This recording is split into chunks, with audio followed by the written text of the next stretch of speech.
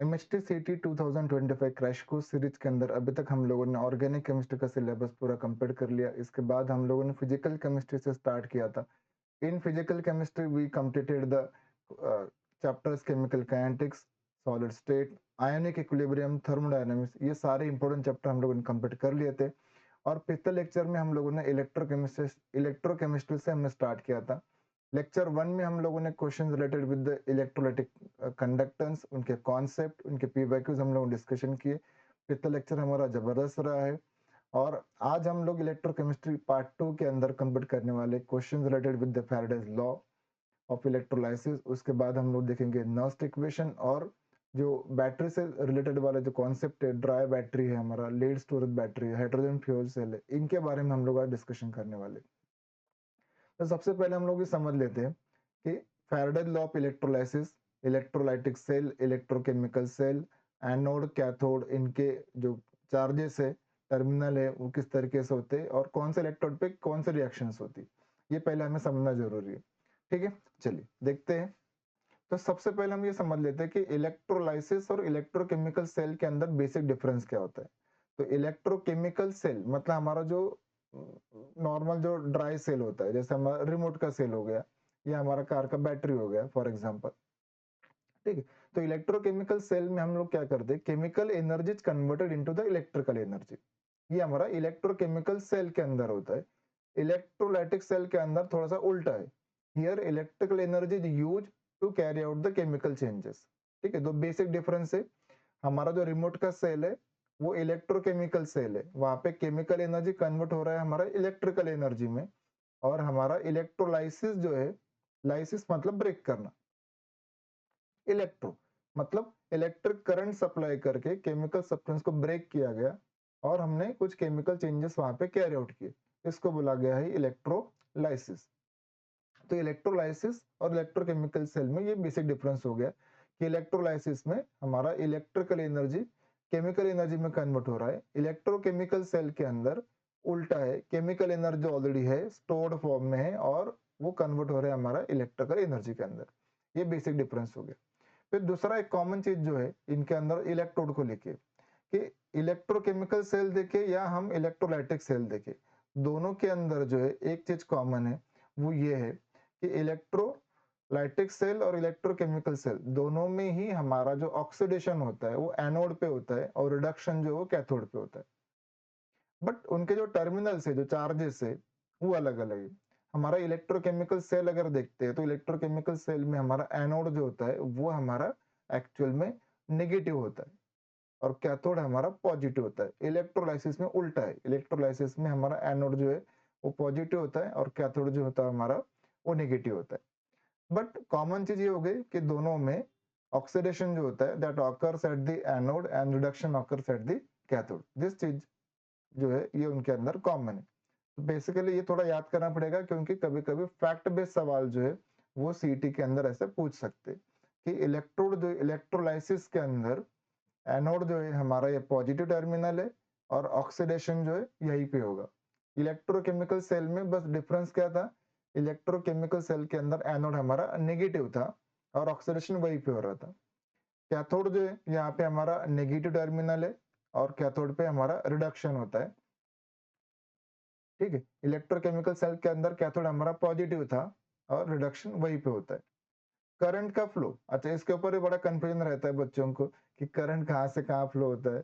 तो देखिए electrolysis cell जो हमारा, इलेक्ट्रोलाइसिस मतलब हम बाहर से करंट जो है वो सॉल्यूशन के अंदर सप्लाई कर रहे हैं। ठीक है, हमारा सिंपल सा कॉन्सेप्ट जो है कि सपोज हमारे पास एक वेसल है। ठीक है, ये एक वेसल है और इस वेसल के अंदर हमारा कुछ केमिकल सब्सटेंस है। चलो मान लेते हैं कि यहाँ पे हमारे पास NaCl है, NaCl एक्वेस है, NaCl एक्वेस होगा, NaCl मोल्टन होगा, वट। और हमारे जो इलेक्ट्रोड्स है वो इलेक्ट्रोड्स हमने इसके अंदर डिप किए हुए और हम बाहर से जो है एनर्जी सप्लाई कर रहे। तो हमारा एक इलेक्ट्रोड जो है वो पॉजिटिव टर्मिनल है दूसरा इलेक्ट्रोड जो है हमारा वो नेगेटिव टर्मिनल। तो जो नेगेटिव टर्मिनल है वही हमारा कैथोड है, जो पॉजिटिव टर्मिनल है वही हमारा एनोड है।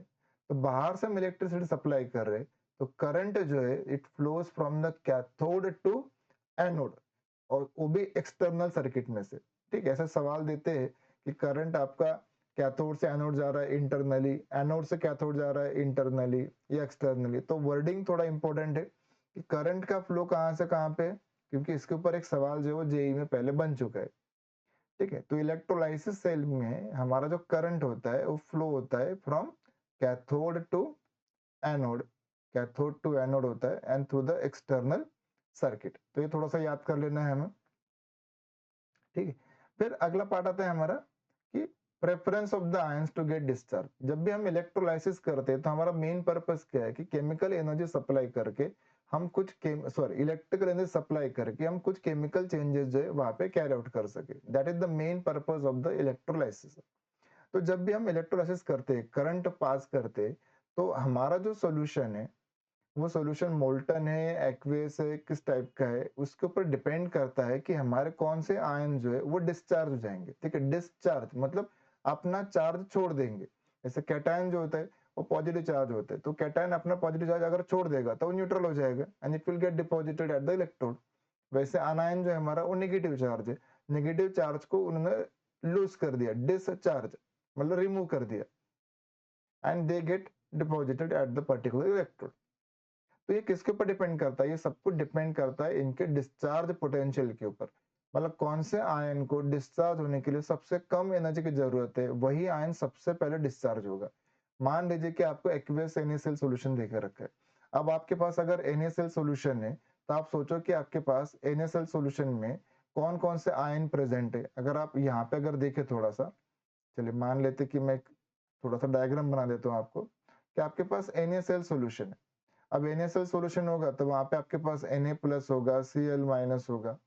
ठीक है, वाटर के भी थोड़े आयंस होते हैं। वैसे वाटर हमारा वीक इलेक्ट्रोलाइट होता है, but as to some extent water के भी H+ और OH- प्रेजेंट है। और आप इसके अंदर जो है वो करंट पास कर रहे हो। जब आप इसके अंदर करंट पास करोगे तो कौन सा आयन जो है वो कहाँ पे जाके डिपॉजिट होगा। चलो, एक हमारा इलेक्ट्रोड जो है वो पॉजिटिव है, एक हमारा इलेक्ट्रोड जो है वो निगेटिव है। तो ऑब्वियसली नेगेटिव इलेक्ट्रोड जो होगा उसके तरफ पॉजिटिव आयन जाएंगे और हमारा जो पॉजिटिव इलेक्ट्रोड है एनोड है उसकी तरफ हमारे नेगेटिव आयन जाएंगे। अब सवाल यहाँ पे यही पूछेंगे आपको सीटी के अंदर, इवन जेई के अंदर तो ये कॉमन सवाल है, सीटी के अंदर भी एक दो सवाल पूछे गए, थोड़ा डिफिकल्ट सवाल पूछा, तो कैसे करना है ये थोड़ा हमें समझना है। ठीक है, अब यहाँ पे बेसिकली दो पार्ट है हमारे पास। कैटायंस की अगर हम बात करें तो यहाँ पे कॉम्पिटिशन जो है Na+ और H+ के बीच में, कि कौन कैथोड के ऊपर जाके जो है वो रिड्यूस हो जाएगा। अगर Na+ गया तो Na+ कैथोड से इलेक्ट्रॉन लेके वो Na बन जाएगा।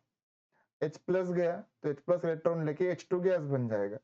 वैसे Cl- और OH- में Cl- गया तो Cl2 बन सकता है, OH- गया तो O2 बन सकता है। अब ये डिपेंड करेगा कि किसका डिस्चार्ज पोटेंशियल जो है वो ज्यादा है या कम है। मतलब कौन से आयन को डिस्चार्ज होने के लिए कम एनर्जी लगता है, वही आयन जो है बेसिकली पर्टिकुलर इलेक्ट्रोड के ऊपर जाके अपना चार्ज जो छोड़ देगा या वहां पे जाके डिपॉजिट हो जाएगा। तो जब आप एक्वेस NaCl सॉल्यूशन लेते हो तो यहाँ पे Na+ और H+ में अगर हम कंपेयर करें, अच्छा हम लोगों ने यहाँ पे जो इलेक्ट्रोड लेके रखे, अभी हम लोगों ने इलेक्ट्रोड लेके रखे, ये प्लेटिनम के इलेक्ट्रोड लेके रखे, क्योंकि इलेक्ट्रोड हम लोगों कैसे यूज करते हैं ये भी हमारा कौन सा आयन डिस्चार्ज होगा इसको अफेक्ट करता है। अभी हम लोगों ने जो इलेक्ट्रोड लेके रखे वो हमारे इनर्ट इलेक्ट्रोड है, मतलब they do not interfere in the oxidation and reduction process, या वो पर्टिकुलर कैटायन या अनायन का प्रेफरेंस को इन्फ्लुएंस नहीं करते। ऐसे हम लोगों ने इलेक्ट्रोड वहां पे लेकर रखे हुए हैं, क्योंकि अभी हम आगे देखेंगे कि कैसे सेम सॉल्यूशन होता है बट इलेक्ट्रोड अगर हम अलग अलग लेते हैं तो आपके जो प्रोडक्ट्स होते हैं वो अलग अलग हो जाते हैं। तो यहाँ पे दो चीजें हमें ध्यान में रखनी पड़ेगी कि एक है यूज ऑफ द इलेक्ट्रोड और दूसरा है हमारा कि डिस्चार्ज पोटेंशियल हमारा कैसा है। बट डिस्चार्ज पोटेंशियल थोड़ा सा पहले हम इंपॉर्टेंट पार्ट देख लेते हैं कि जब हम प्लैटिनम इलेक्ट्रोड ले रहे हैं तो Na+ और H+ के अंदर जब कंपटीशन है तो यहाँ पे हमारा जो H+ है वो सबसे पहले डिस्चार्ज होता है। मतलब H+ जो वो कैथोड पे जाके H2 बन जाएगा, Na+ उसी सॉल्यूशन के अंदर रह जाता है। Cl- जो है Cl अनायंस में Cl- जो है वो हमारा एनोड पे जाके Cl2 बन जाएगा और सॉल्यूशन के अंदर बच जाएगा OH-। Na+ था ही सही, तो at the end you will find that the solution will contain NaOH। NaCl solution हमने लिया था वो हमारा न्यूट्रल था, pH 7 था, बट हमने जब इलेक्ट्रोलाइसिस कर दिया कुछ 1 मिनट 2 मिनट के लिए अगर हमने उसमें करंट पास कर दिया, after that you will find that your solution is basically basic solution हो जाएगा, ये अल्कलाइन सॉल्यूशन हो जाएगा। इसके जो पीएच है वो 7 से ज्यादा हो गया, क्योंकि वहां पे NaOH बचेगा अभी। तो ये थोड़ा समझना है। इसके ऊपर इस बार भी जेई मेंस के अंदर जनवरी सेशन में भी एक क्वेश्चन पूछा गया था पीएच को लेके, कि आपने पर्टिकुलर अमाउंट ऑफ करंट जो है पास किया एक पर्टिकुलर टाइम के लिए, तो बताओ कि सॉल्यूशन का पीएच क्या होगा। तो यहाँ पे अपने को वो समझना होता है। देखो सीटी में इतने डिफिकल्ट सवाल नहीं आएंगे, बट जेई में सवाल बनेंगे। बट हो सकता है सीटी का लेवल अगर बढ़ रहा है तो क्वेश्चन पूछ सकते। तो पहले ये समझ लो कि डिस्चार्ज पोटेंशियल जिसका डिस्चार्ज होने के चांसेस ज्यादा है वही सबसे पहले डिस्चार्ज होगा, या जिसको डिस्चार्ज होने के लिए कम एनर्जी की जरूरत है वो सबसे पहले वहां पे जाके बैठ जाएगा या डिस्चार्ज हो जाएगा। तो इस केस में आपका जो प्रोडक्ट बनेगा, एक प्रोडक्ट बनेगा Cl2 बनेगा और एक प्रोडक्ट आपका H2 बनेगा और सॉल्यूशन विल कंटेन NaOH। ठीक है, यही चीज अपने को यहाँ पे देखनी।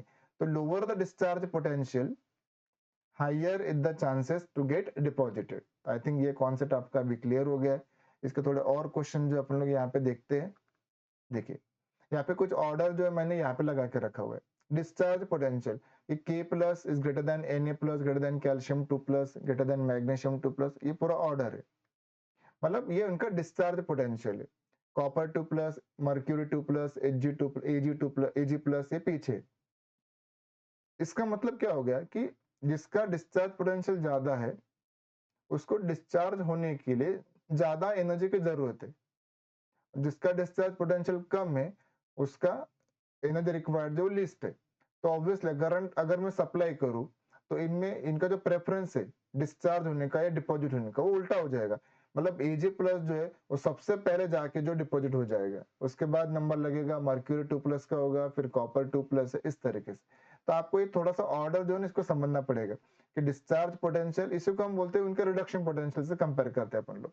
ठीक है, आगे हम इलेक्ट्रो केमिकल सीरीज पढ़ेंगे तो उसके अंदर देखते हैं कि इसके सवाल जो कैसे बनते हैं। मतलब यहाँ पे अगर मुझे इनका ऑर्डर ऑफ डिपोजिशन पूछा गया कि कौन सबसे पहले डिपॉजिट होगा एट दी पर्टिकुलर कैथोड, देखिए ये कैटायन जो है वो कैथोड पे जाके हमारा डिपॉजिट होने वाले, क्योंकि हमारा कैथोड जो है वो नेगेटिव टर्मिनल है और एनोड जो है हमारा पॉजिटिव टर्मिनल है। मतलब इनका जो डिपोजिशन होगा एट कैथोड, हम ऐसा बोल सकते हैं at cathode order of deposition, कौन सबसे पहले जाके वहां पे डिपॉजिट होगा, क्योंकि ये सवाल बहुत कॉमन है। ऑर्डर ऑफ डिपोजिशन, ये ऑर्डर बिल्कुल उल्टा हो जाएगा। यहाँ पे ऑर्डर बनेगा हमारा Ag plus greater than mercury 2 plus greater than copper 2 plus greater than H plus, और फिर इस तरीके से ये ऑर्डर हमारा चलता रहेगा। इनफैक्ट जो लोग इलेक्ट्रोकेमिकल सीरीज जिन्होंने देखा होगा, आपने देखा होगा कि H प्लस हमारा बेंचमार्क है। H प्लस का जो रिडक्शन पोटेंशियल है वो 0 है। H प्लस के नीचे कौन है? H प्लस के नीचे हमारे पास है कॉपर 2 प्लस है, Ag प्लस है, Au3 प्लस है, मर्क्यूरी 2 प्लस है, एस। ठीक है, ये सारी चीजें हमारी H प्लस के नीचे है इलेक्ट्रोकेमिकल सीरीज के अंदर। तो इनका जो रिडक्शन पोटेंशियल है वो पॉजिटिव होता है। आप देखो इलेक्ट्रोकेमिकल सीरीज का जो टेबल देखे रखा है, ये आपने जो 10th में रिएक्टिविटी सीरीज पढ़ा होगा, तो वहां पे यही कॉन्सेप्ट हमारा यूज होता है। तो उस टेबल में आप देखो H प्लस के ऊपर वाले जो आयंस है जिसमें जिंक 2 प्लस है, हमारा Fe2 प्लस है, Fe3 प्लस है, ठीक है, यहाँ पे हमारा अल्कली मेटल्स सारे अल्कलिन अर्थ मेटल्स है। तो इनके जो पोटेंशियल्स है रिडक्शन पोटेंशियल पर्टिकुलरली ये हमारे निगेटिव है। इनफैक्ट हमने ऐसे पढ़ा है कि lithium the strongest reducing agent होता है। ठीक है, तो इनके रिडक्शन पोटेंशियल नेगेटिव है और H प्लस के नीचे जो आयंस है इनके रिडक्शन पोटेंशियल पॉजिटिव है। इसका मतलब H प्लस के नीचे वाले जो आयंस है, मर्क्यूरी 2 प्लस हो गया, Ag प्लस हो गया, कॉपर 2 प्लस हो गया, Au3 प्लस हो गया, गोल्ड 3 प्लस पर्टिकुलरली, तो इनका रिडक्शन होने के चांसेस ज्यादा है।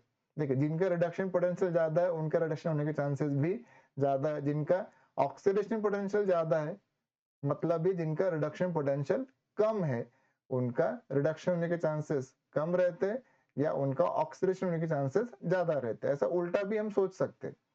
तो बेसिकली ये आपको ये लॉजिक लगाना है यहाँ पे कि कैथोड पे कौन पहले डिपॉजिट होगा, वो सबको डिपेंड करेगा कि किसका डिस्चार्ज पोटेंशियल जो है वो कम है या जिसका रिडक्शन पोटेंशियल वैल्यू जो है वो ज्यादा है।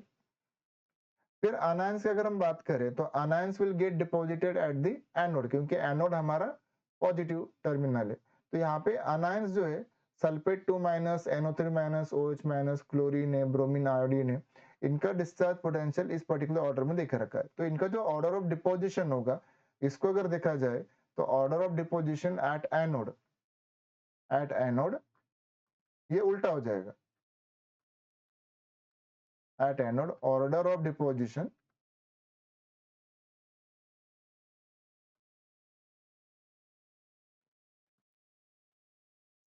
Will exactly follow the reverse order. तो देखो ऑर्डर क्या हो जाएगा हमारे पास, ये बन जाएगा I minus greater than Br minus greater than Cl minus greater than OH minus NO3 minus SO4 minus. ठीक है, अब ये नॉलेज जो है ना क्यों काम का है, क्योंकि अगर आपको कोई अलग अलग टाइप का सॉल्ट सॉल्यूशन दिख कर रखा है, क्वेश्चन पूछा गया कि आपके एनोड पे और कैथोड पे क्या प्रोडक्ट बनेंगे, then this questions can be solve by this particular order. तो थोड़ा सा ऑर्डर याद कर लो तो बढ़िया है, याद हो जाएगा। या फिर थोड़ा सा लॉजिक लगाना पड़ेगा कि कौन स्टेबल है, कौन अनस्टेबल है, कौन इलेक्ट्रॉन को लूज कर सकता है, या ऐसे पता चल सकता है। इसीलिए हम लोगों ने देखा कि जब हम लोगों ने NaCl सॉल्यूशन का हमने इलेक्ट्रोलाइसिस किया यूजिंग द प्लैटिनम इलेक्ट्रोड, तो वहां पे हमारे पास क्या हुआ था कि Na प्लस था, हमारे पास Cl माइनस था, हमारे पास H प्लस था, हमारे पास OH माइनस था। H प्लस OH माइनस हमारे वाटर से होंगे, Na प्लस Cl माइनस से हमारे NaCl से होंगे। तो यहाँ पे जो हमारे कैटायन थे Na प्लस और H प्लस में अगर हमने देखा तो H प्लस का जो प्रेफरेंस है वो ज्यादा है, क्योंकि H प्लस का जो ऑर्डर ऑफ डिपोजिशन है अगर आप देखो तो इस सीरीज में H प्लस पहले था और Na प्लस पीछे था। ठीक है, Na प्लस वॉज बिहाइंड, मतलब H प्लस का डिपॉजिट होने का जो चांसेस है वो हमारा ज्यादा है Na प्लस के कंपैरिजन में। सेम हमने अभी देखा कि Cl माइनस और OH माइनस में अगर देखा तो Cl माइनस का जो चांसेस है to get deposited at the anode is more than the OH minus. और इसीलिए जब हम इसका इलेक्ट्रोलाइसिस करते तो बेसिकली क्या होगा कि हमारा जो रिएक्शन एनोड पे क्या होगा और कैथोड पे क्या होगा, ये सवाल बड़ा कॉमन है। तो एट एनोड, एनोड पे हमेशा ऑक्सीडेशन होता है, ये पक्का ध्यान में रखना है। और ऑक्सीडेशन का मतलब होता है लॉस ऑफ इलेक्ट्रॉन, रिडक्शन का मतलब होता है गेन ऑफ इलेक्ट्रॉन। तो ऑक्सीडेशन किसका होगा, ऑक्सीडेशन होगा हमारा Cl माइनस का होगा। तो यहाँ पे रिएक्शन हो जाएगा 2Cl minus will give Cl2 gas, Cl2 gas बनेगा अपना प्लस 2 इलेक्ट्रॉन। और कैथोड पे रिएक्शन क्या होगा, तो कैथोड पे हमारा रिडक्शन होगा। एट कैथोड रिडक्शन ऑकर्स, और रिडक्शन में हमारा जो कैटायन है वो इलेक्ट्रॉन को गेन कर रहा है, जो इलेक्ट्रॉन क्लोरीन ने लूज किए एक तरीके से वो इलेक्ट्रॉन इन्होंने गेन किए, ऐसे मान लो आप। और यहाँ पे H2 गैस बन जाएगा, तो इनका जो रेशियो होगा वो 1:1 का होगा। 1 मोल H2 गैस बना है तो 1 मोल Cl2 गैस बनेगा। तो सॉल्यूशन के अंदर एट द एंड अगर देखोगे तो solution will be now alkaline solution, मतलब आफ्टर इलेक्ट्रोलिसिस एट एंड आप ये देखो कि सॉल्यूशन जो है हमारा, सॉल्यूशन इज NaOH, NaOH बन जाएगा। Cl माइनस चला गया, H प्लस चला गया, NaOH बन गया, तो NaOH का जो pH है वो 7 से ऊपर हो जाएगा। तो ये सवाल जो इस बार जेईई के अंदर पूछा गया था। ठीक है, चलो अभी थोड़ा हम और क्वेश्चंस कर लेते हैं। मान लेते हैं कि आपको CuCl2 सॉल्यूशन देख कर रखा है। देखिए अब मोल्टन सॉल्यूशन देख कर रखा है कि एक्वियस सॉल्यूशन देख कर रखा है, ये भी थोड़ा मैटर करता है। पहले थोड़ा सा एक एग्जांपल और ले लेते हैं अपन लोग NaCl का। ये सीईटी के अंदर बहुत कॉमन क्वेश्चन है। NaCl मोल्टन है और NaCl एक्वियस है।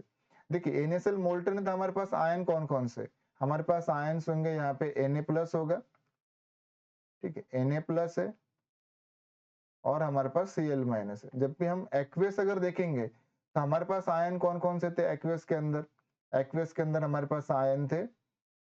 ये आपको थोड़ा समझना होगा कि जब आप एक्वियस सॉल्यूशन की बात करते हो तो आपके पास H प्लस और OH माइनस भी हो जाते हैं। And when there is a competition between the two cations and two anions, then the ion which will require the least energy will get deposited first. That is the important concept. तो सबसे पहले ऊपर वाला जो case है हमारा कि NaCl हमारा मोल्टन है, तो मोल्टन है तो एक ही, एक कैटायन है एक एनायन है। तो कोई फर्क नहीं पड़ेगा। जब भी हम इलेक्ट्रोलिसिस करेंगे तो होगा क्या कि हमारा जो एनोड होगा, एनोड पे हमारा ऑक्सीडेशन होगा और ऑक्सीडेशन में हमारा जो अनायन है, एनोड हमारा पॉजिटिव है। देखिए लॉजिकली याद रखना है, एनोड हमारा पॉजिटिव है, तब पॉजिटिव की तरफ हमारा नेगेटिव आयन जाएगा, नेगेटिव आयन जाएगा 2Cl माइनस, और वहां पे जाके अपना चार्ज जो छोड़ देगा। देखो Cl माइनस ने अगर चार्ज छोड़ दिया तो आप उसको लिखोगे कैसे? आप उसको लिखोगे Cl प्लस Cl, ऐसे लिख दो, ठीक है ना। Cl माइनस का चार्ज हटा दो एक मोमेंट के लिए, तो मैथमेटिकली आप उसको कैसे लिख सकते हो, सॉरी केमिकल रिएक्शन में कैसे लिख सकते हो? You will write this Cl plus Cl, neutral बना देंगे। दो Cl के एटम कंबाइन कर दो, दो Cl के एटम अगर आप कंबाइन करोगे तो आपको मिल जाएगा यहाँ पे Cl2 गैस मिलेगा प्लस 2 इलेक्ट्रॉन। तो ये सिंपल सा कॉन्सेप्ट हो गया हमारा कि रिएक्शन कैसे होता है, ये हमें समझना है। जब आप कैथोड पे जा रहे हो तो कैथोड हमारा जो है वो नेगेटिव टर्मिनल है, और नेगेटिव की तरफ हमारे पॉजिटिव आयंस आएंगे। तो पॉजिटिव आयन तो एक ही था, Na प्लस था, वही आने वाला है, तो Na प्लस, ठीक है। इसके दो मोल बैलेंस करने के लिए यहाँ पे रिएक्शन लिख रहा हूँ, 2Na plus plus 2 electron gives 2Na। Na हमारा सॉलिड के फॉर्म में जो वो इलेक्ट्रोड के ऊपर डिपॉजिट हो जाएगा। इस तरीके से हम लोग इसका जो रिजल्ट है वो लिख सकते हैं। तो जब मोल्टन होगा तो वही एक पर्टिकुलर कैटायन होगा और उसे सॉल्ट का दूसरा अनायन होगा। जैसे ये प्रीवियस केस जो हमारा था कि यहाँ पे CuCl2 मैंने एक्वियस लेकर रखा है, वैसे अगर आपको क्वेश्चन में दिया कि CaCl2 आपका मोल्टन है, तो मोल्टन CuCl2 में क्या होगा? तो मोल्टन CuCl2 के अंदर आपके पास होगा वहां पे, ठीक है। यहाँ पे एक एग्जांपल और हम ऐड कर देते कि सपोज हमें मोल्टन मोल्टन CuCl2 देखे रखा हुआ है, तो हमारे पास कैटायन कौन कौन से? तो हमारे पास कैटायन है Cu2 प्लस है खाली, और अनायन में खाली हमारे पास Cl माइनस है, ठीक है। दो Cl माइनस होंगे, कोई दिक्कत नहीं, आप बैलेंस करके लिख दो। तो रिएक्शन के अंदर एक ही पार्ट होगा कि कॉपर 2 प्लस का रिडक्शन होकर कॉपर बनेगा और Cl माइनस का ऑक्सीडेशन होकर Cl2 बनेगा। मतलब हमारे पास प्रोडक्ट बिल्कुल क्लियर है। बट अगर मैं एक्वेस CuCl2 ले लेता हूं तो फिर देखिए वहां पे दिक्कत हो गया कि when you take the aqueous Cl2 solution, अब यहाँ पे कौन सा रिएक्शन होगा, कौन पहले डिपॉजिट होगा, वो अगर हमें चेक करना है तो सबसे पहले हम ये देखेंगे कि एक्वेस CuCl2 सॉल्यूशन जब हम ले रहे हैं तो हमारे पास कौन कौन से कैटायंस है और अनायंस है। तो एक्वेस की बात बोली गई है, मतलब यहाँ पे H प्लस भी होगा, यहाँ पे OH माइनस भी होगा, कॉपर 2 प्लस भी है, और हमारे पास Cl माइनस भी।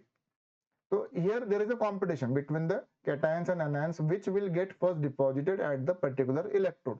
इलेक्ट्रोड हम लोगों ने प्लैटिनम लिया है, anode as well as cathode हमारा दोनों वही है।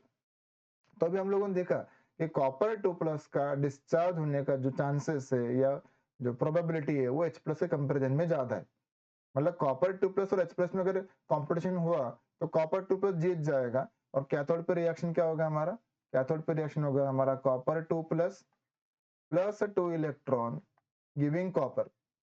ये रिएक्शन हमारा यहाँ पे हो जाएगा, ठीक है। अब अनायन में अगर देखें तो OH माइनस और Cl माइनस में अभी हम लोगों ने पढ़ा कि Cl माइनस का जो चांसेस होता है NaCl में, तो Cl माइनस का चांसेस ज्यादा था। यहाँ पे CaCl2 अगर लेंगे तो यहाँ पे फिर कैसा डिसाइड करें कि यहाँ पे क्लोरीन जाएगा कि OH माइनस जाएगा, क्योंकि क्लोरीन अगर गया तो Cl2 बन जाएगा, अगर OH माइनस जा रहा है तो O2 बन जाएगा।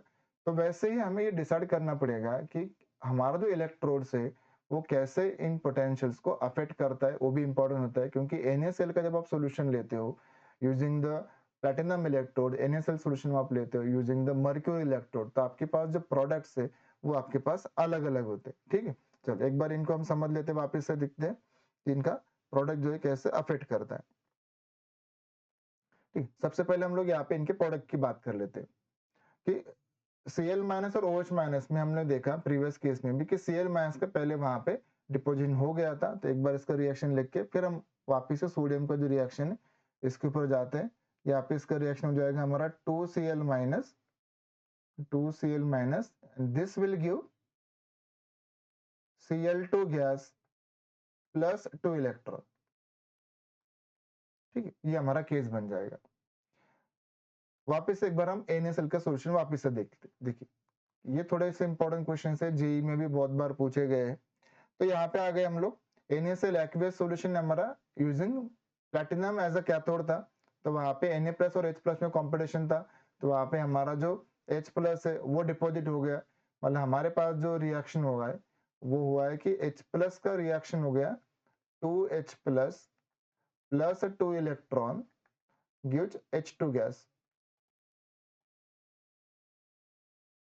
और Cl- का रिएक्शन हो गया हमारा वहां पे, और ये बन गया था हमारा 2Cl- giving Cl2 gas plus 2 electron. But जब हम लोगों ने NaCl सॉल्यूशन लिया using mercury as a cathode, तो यहाँ पे थोड़ा गड़बड़ हो गया। यहाँ पे देखिए अगेन हमारे पास जो आयंस है वो सेम है, Na+ है, Cl- है, H+ है और OH- है। बट जब आप मर्क्यूरी के प्रेजेंस में ये रिएक्शन करते हो, मर्क्यूरी एज अ कैथोड जब आप लेते हो, तो it lowers the potential of Na+।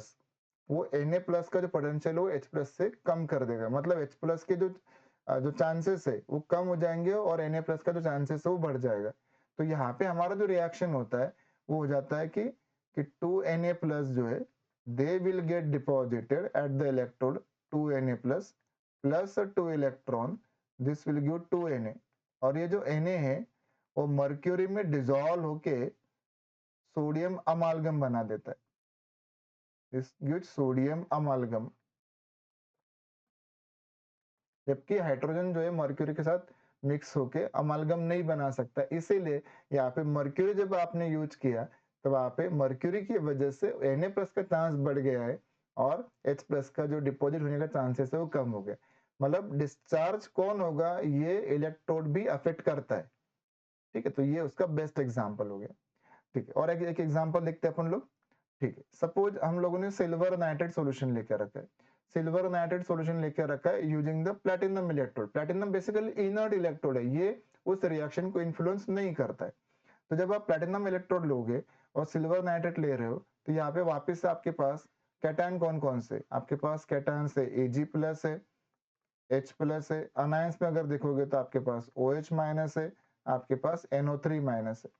Again discharge potential की अगर बात करें तो कौन सबसे पहले डिपॉजिट होगा, वो डिपेंड करता है कि किसका जो एनर्जी रिक्वायर्ड है या डिस्चार्ज पोटेंशियल किसका कम है। तो यहाँ पे हम लोगों ने देखा कि Ag+ का जो डिस्चार्ज पोटेंशियल है या Ag+ का जो चांसेस है H+ के कंपेरिजन में वो ज्यादा था या उसका पोटेंशियल कम था। मतलब यहाँ पे जब रिएक्शन होगा तो Ag+ यहाँ पे हमारा डिपॉजिट हो जाएगा, OH- और NO3- में अगर देखोगे तो अभी हम लोग ने ऑर्डर देखा था कि OH- का प्रेफरेंस ज्यादा होता है NO3- के कंपैरिजन में, तो OH- will get deposited at the particular anode. मतलब यहाँ पे जो रिएक्शन है हमारा वो बेसिकली क्या हो रहा है कि कैथोड पे रिएक्शन तो हमारा हो जाएगा, कैथोड पे रिएक्शन होगा हमारा Ag+ plus electron gives Ag। ये रिएक्शन हो गया हमारा कैथोड पे। कैथोड पे हमेशा हमारा रिडक्शन होने वाला है, एनोड पे हमेशा हमारा ऑक्सीडेशन होने वाला है। तो एनोड पे OH- जो है ये डिस्चार्ज हो रहा है and this will give half O2 plus H2O plus electron, ठीक है। इसको बैलेंस करना है, इसको बैलेंस कर लेते हैं, 2OH- giving H2O plus half O2 plus 2 electron, और Ag+ को बैलेंस करना है तो 2Ag plus 2 electron giving 2Ag कर देना। मतलब सॉल्यूशन के अंदर एट द एंड क्या बचेगा, तो सॉल्यूशन के अंदर एट द एंड बचेगा H+ और NO3-। मतलब सॉल्यूशन आपका एसिडिक हो जाएगा, HNO3 बन जाएगा। प्रीवियस केस में जब हम लोगों ने NaCl वाला केस पढ़ा तो वहां पे देखा कि सॉल्यूशन हमारा अल्कलाइन बन रहा था, यहाँ पे हमारा सॉल्यूशन जो है एसिडिक बन रहा है। बट वही सिल्वर नाइट्रेट लेते हो आप और using silver as a cathode as well as anode, तो वहां पे थोड़ा जो स्टोरी है वो अलग हो जाएगा। देखिए how the electrodes affect the particular products, ये हमारा मेन पार्ट है यहाँ पे। जब आपने सिल्वर नाइट्रेट लिया वापिस से आपके पास वही सिचुएशन था कि Ag+ है, H+ है, OH- है और NO3- है। अब यहाँ पे एनोड पे और कैथोड पे जो रिएक्शन है, जस्ट मिनट, अब एनोड पे और कैथोड पे हमारा रिएक्शन जो है वो कैथोड पे रिएक्शन हो रहा है हमारा Ag+ plus electron gives Ag। ये हमारा रिएक्शन हो रहा है कैथोड पे, देखो ध्यान देना आप, हाँ। और एनोड पे हमारा रिएक्शन क्या हो रहा है कि हमारा जो Ag था, इलेक्ट्रोड जो था, वो खुद वहां पे डिसॉल्व हो रहा है, मतलब Ag solid giving Ag plus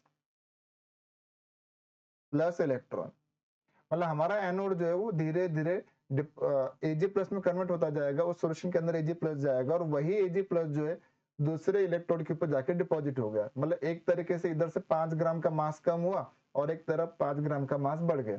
जबकि प्लैटिनम इलेक्ट्रोड जब हमने लिया था तो प्लैटिनम इलेक्ट्रोड का खुद का कुछ ऑक्सीडेशन रिडक्शन नहीं हुआ, उनका काम बस वहां पे वो करंट फ्लो करना था।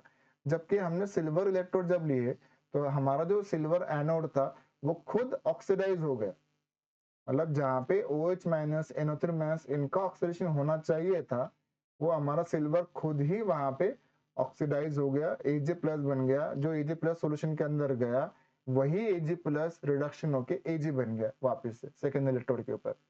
बट जितना मास आपका एनोड का कम होगा उतना ही मास आपका कैथोड का बढ़ जाएगा, मतलब ओरिजिनल जो सिल्वर नाइट्रेट का आपका जो मोलैरिटी होगा, अगर वो x मोल पर लीटर है तो वो वैसे के वैसा रहेगा, उसमें कोई अफेक्ट होगा नहीं। ठीक है, ये बात को समझो आपके how the electrode can affect the products. ठीक है, चलो ये मैंने आपको समझा दिया कि कैसे हमारा ये प्रोडक्ट जो अफेक्ट हो सकता है। अब एक बार वापिस हम प्रीवियस वाले टेबल में चले जाते हैं, यहाँ पे वापिस आ जाते, देखते इस वाले टेबल में हमने क्या क्या देखा हुआ कि CuCl2 सॉल्यूशन ले लिया, हम लोगों के पास copper 2 plus H plus OH minus Cl minus था, कौन डिपॉजिट होगा ये डिसाइड कर लिया। कॉपर सल्फेट का सॉल्यूशन होगा, अगेन डिसाइड करो कि हमारे पास कौन कौन से कैटायंस है, कौन कौन से आनायंस है। तो कॉपर 2 प्लस ले रहे हो, मतलब आपके पास कॉपर 2 प्लस है, आपके पास H प्लस है, आपके पास OH माइनस होगा, आपके पास SO4 2 माइनस होगा। कौन डिपॉजिट होगा ये सबको डिपेंड करता है उनके रिडक्शन पोटेंशियल के ऊपर, या उसका जो किसका एनर्जी रिक्वायर्ड सबसे कम है। तो कॉपर 2 प्लस और H प्लस में जब भी कंपटीशन होगा तो कॉपर 2 प्लस जीत जाएगा, copper 2 plus plus 2 electron, this will give copper, मतलब H प्लस सॉल्यूशन के अंदर बच गए। सल्फेट और OH माइनस में अगर देखा हम लोगों ने तो सल्फेट और OH माइनस में OH माइनस का हमारा ऑक्सीडेशन हो गया, 2OH minus gives half O2 gas plus H2O plus 2 electron, मतलब सॉल्यूशन के अंदर एट द एंड अगर देखा जाए तो वहां पे बचेगा H प्लस और SO4 माइनस, मतलब सॉल्यूशन हमारा H2SO4 एसिडिक सॉल्यूशन बन जाएगा। ठीक है, Na2SO4 सॉल्यूशन लिया आप लोगों ने, Na2SO4 ले लिया, एक्वियस सॉल्यूशन है। पहले हम डिसाइड करेंगे कि हमारे पास कौन कौन से कैटायंस है, कौन कौन से आनायंस है। तो हमारे पास बनेगा Na प्लस होगा, H प्लस होगा, OH माइनस होगा, SO4 माइनस होगा। कौन जीतेगा ये डिपेंड करता है उनके डिस्चार्ज पोटेंशियल के ऊपर। तो Na प्लस और H प्लस में यहाँ पे H प्लस हमारा जीत जाएगा, तो रिएक्शन हो जाएगा 2H plus plus 2 electron gives H2 gas, ये रिएक्शन होगा हमारा कैथोड पे। एनोड पे हमारा रिएक्शन हो जाएगा 2OH minus giving half O2 plus H2O plus 2 electron. तो ये हमेशा याद रखो कि H2 और O2 का जो रेशियो होता है वो हमेशा 2:1 होता है, मतलब 2 मोल H2 बनेगा तो 1 मोल O2 बनेगा, 1 मोल H2 बन रहा है तो हाफ मोल O2 बनेगा, जितना H2 बनेगा उसका आधा जो है वो O2 बनता है। तो ये इंपॉर्टेंट रेशियो होता है कि कौन से प्रोडक्ट बनेंगे हमारे इलेक्ट्रोड्स के ऊपर, ये हमें थोड़ा सा ऐसे डिस्चार्ज पोटेंशियल से हम पता कर सकते हैं, या इलेक्ट्रोकेमिकल सीरीज का अगर आपको थोड़ा आइडिया है किसका रिडक्शन पोटेंशियल ज्यादा है, किसका रिडक्शन पोटेंशियल कम है, वहां से ये क्वेश्चन हमारे हो जाएंगे। इस तरीके से इन क्वेश्चंस को हमें यहाँ पे कर देना है। ठीक है, तो ये हो गया हमारा फैराडेज लॉ ऑफ इलेक्ट्रोलिसिस का, सॉरी इलेक्ट्रोलाइसिस अगर करेंगे तो कौन से कैटायन डिपॉजिट होंगे, कौन से आनायन डिपॉजिट होंगे, इसका बेसिक कॉन्सेप्ट हमने पढ़ लिया। अगला पार्ट देता है हमारा फैराडेज लॉ ऑफ इलेक्ट्रोलाइसिस। ये कहता है कि amount of substance deposited at the particular electrode जो होता है वो हमेशा डायरेक्टली प्रोपोर्शनल होता है to the charge supplied. Q मतलब अपना चार्ज, कितना सब्सटेंस डिपॉजिट होगा ये सबको डिपेंड करता है कि हमने कितना चार्ज सप्लाई किया। इसी को थोड़ा अलग वे में अगर बोले तो ये बोलता है कि W is equal to ZIT, Z is the electrochemical equivalent या प्रोपोर्शनलिटी कांस्टेंट बोल दो, I जो करंट इन एम्पियर है, करंट इन एम्पियर है, T जो है वो टाइम इन सेकेंड होता है। देखिए T is the time in second, ये हमेशा याद रखना है, टाइम इन सेकेंड है। और यही फॉर्मूला हमारा बाद में बन जाता है, इसी को हम थोड़ा इस तरीके से लिखते हैं कि W is equal to AIT upon N into 96500। ये भी हमारा कॉमनली यूज होने वाला फॉर्मूला है। यहाँ पे ए बेसिकली क्या होता है, तो ए हमारा एटॉमिक मास होता है उस सब्सटेंस का जो डिपॉजिट होने वाला है, ठीक है। A A is the atomic mass of the substance deposited, atomic mass of substance to be deposited, जो सब्सटेंस डिपॉजिट होने वाला है, क्लोरीन है, हाइड्रोजन है, व्हाटएवर, इनका एटॉमिक मास है। आई क्या है, current in ampere, T time in second, N क्या है, तो एन बेसिकली यहाँ पे बहुत गड़बड़ होता है। एन जो होता है ये अपने नंबर ऑफ इलेक्ट्रॉन्स होते हैं, number of electrons involve in oxidation और रिडक्शन रिएक्शन। जो भी हमारा रिएक्शन हो रहा है, H प्लस का रिएक्शन हो रहा है, OH माइनस का रिएक्शन हो रहा है, जो भी इंडिविजुअल रिएक्शन हो रहा है उनके अंदर कितने इलेक्ट्रॉन इन्वॉल्व है, बस आप उसको देख लो। यहाँ पे एक और सवाल आ जाता है आपका, ये फैराडेस के ऊपर भी बहुत सारे सवाल बनते हैं। बेसिकली आपको एक चीज याद रखनी पड़ेगी कि 1 मोल ऑफ इलेक्ट्रॉन जो होता है, 1 मोल इलेक्ट्रॉन का जो चार्ज है, 1 मोल इलेक्ट्रॉन का जो चार्ज है, इसको बोला गया है 1 फैराडे बोला गया है, 1 फैराडे।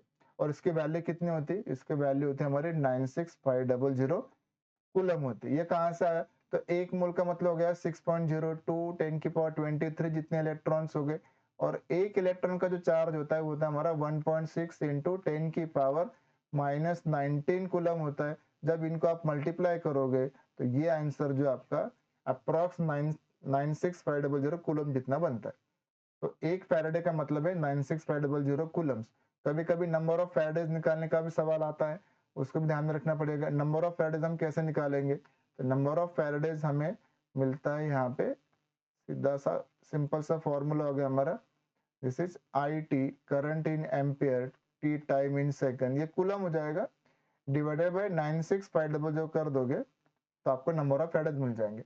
96500 कूलम मतलब एक फैराडे, तो आई इंटू टी जितना कूलम मतलब कितने फैराडे होंगे, बस क्रॉस मल्टीप्लाई कर दिया, यहाँ से आपको नंबर ऑफ फैराडेज मिल जाएगा। तो एक फैराडे ऑफ चार्ज जो है वो एक equivalent of the substance deposit करता है, ठीक है। ये भी एक याद रखेंगे कि 1 Faraday charge, 1 Faraday charge deposit 1 equivalent of the substance, 1 equivalent of substance, ठीक है। ये इतना पार्ट्स हो गया हमारा फैराडेज लॉ ऑफ इलेक्ट्रोलाइसिस के ऊपर। फैराडेज का फर्स्ट लॉ ऑफ इलेक्ट्रोलाइसिस है। फैराडेज का सेकंड लॉ ऑफ इलेक्ट्रोलाइसिस क्या कहता है कि अगर हम अपने पास अलग अलग सॉल्यूशन से और सभी सॉल्यूशन के अंदर हम सेम अमाउंट ऑफ इलेक्ट्रिसिटी अगर पास करते, तो अमाउंट ऑफ सब्सटेंस डिपॉजिटेड जो होता है हर पर्टिकुलर इलेक्ट्रोड्स के ऊपर अलग अलग सॉल्यूशन में, that is simply proportional to its equivalent mass, ठीक है। या नंबर ऑफ इक्विवेलेंट सब जगह पे हमारे सेम होते, मतलब फैराडेज सेकंड लॉ में हम सीधा सा ऐसा इक्वेशन पढ़ लेंगे। Faraday's first law, Faraday's second law में ज्यादा डिफरेंस है नहीं, बस अपने को ये समझना है कि Faraday's second law of electrolysis जो है वो ये कह रहा है कि आपके पास अगर अलग अलग सॉल्यूशन से और सभी सॉल्यूशन के अंदर आप सेम अमाउंट ऑफ इलेक्ट्रिसिटी अगर पास करते हो, तो अमाउंट ऑफ सब्सटेंस डिपॉजिटेड जो होता है वो directly proportional to its equivalent mass होता है, और W जो होता है is proportional to the E मतलब इक्विवेलेंट मास।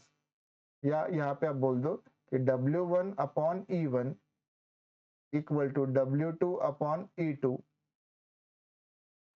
या नंबर ऑफ इक्विवेलेंट जो होते वो सब्सटेंस के सेम होते। W बाय E मतलब नंबर ऑफ इक्विवेलेंट्स होता है, तो E हमारा इक्विवेलेंट मास है।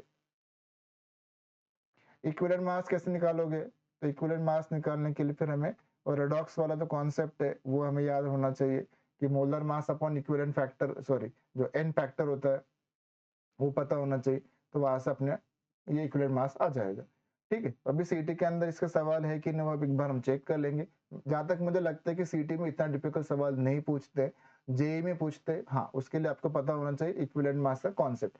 बट एक बार हम रेडॉक्स रिएक्शन जब पढ़ेंगे तो रेडॉक्स रिएक्शन के अंदर हम इक्विवेलेंट मास को थोड़ा सा और डिटेल में पढ़ लेंगे, वहां पे आपके जो कॉन्सेप्ट अगर कुछ वीक रह गए तो वहां पे टॉपिक आपका क्लियर हो जाएगा। पहले अपन लोगों ने ये पूरा थियरी पार्ट पढ़ लिया, इसके बाद हमारा अगला पार्ट आता है थियरी के अंदर, वो है हमारा नस्ट इक्वेशन। नस्ट इक्वेशन भी एकदम सिंपल है, फॉर्मूला हमें याद कर लेना है मेनली तो नस्ट इक्वेशन का। बाकी ज्यादा कुछ है नहीं उसके अंदर। ठीक है, next equation,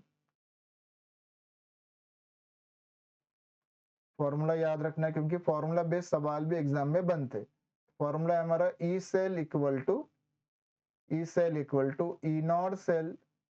not cell minus 2.303 RT upon NF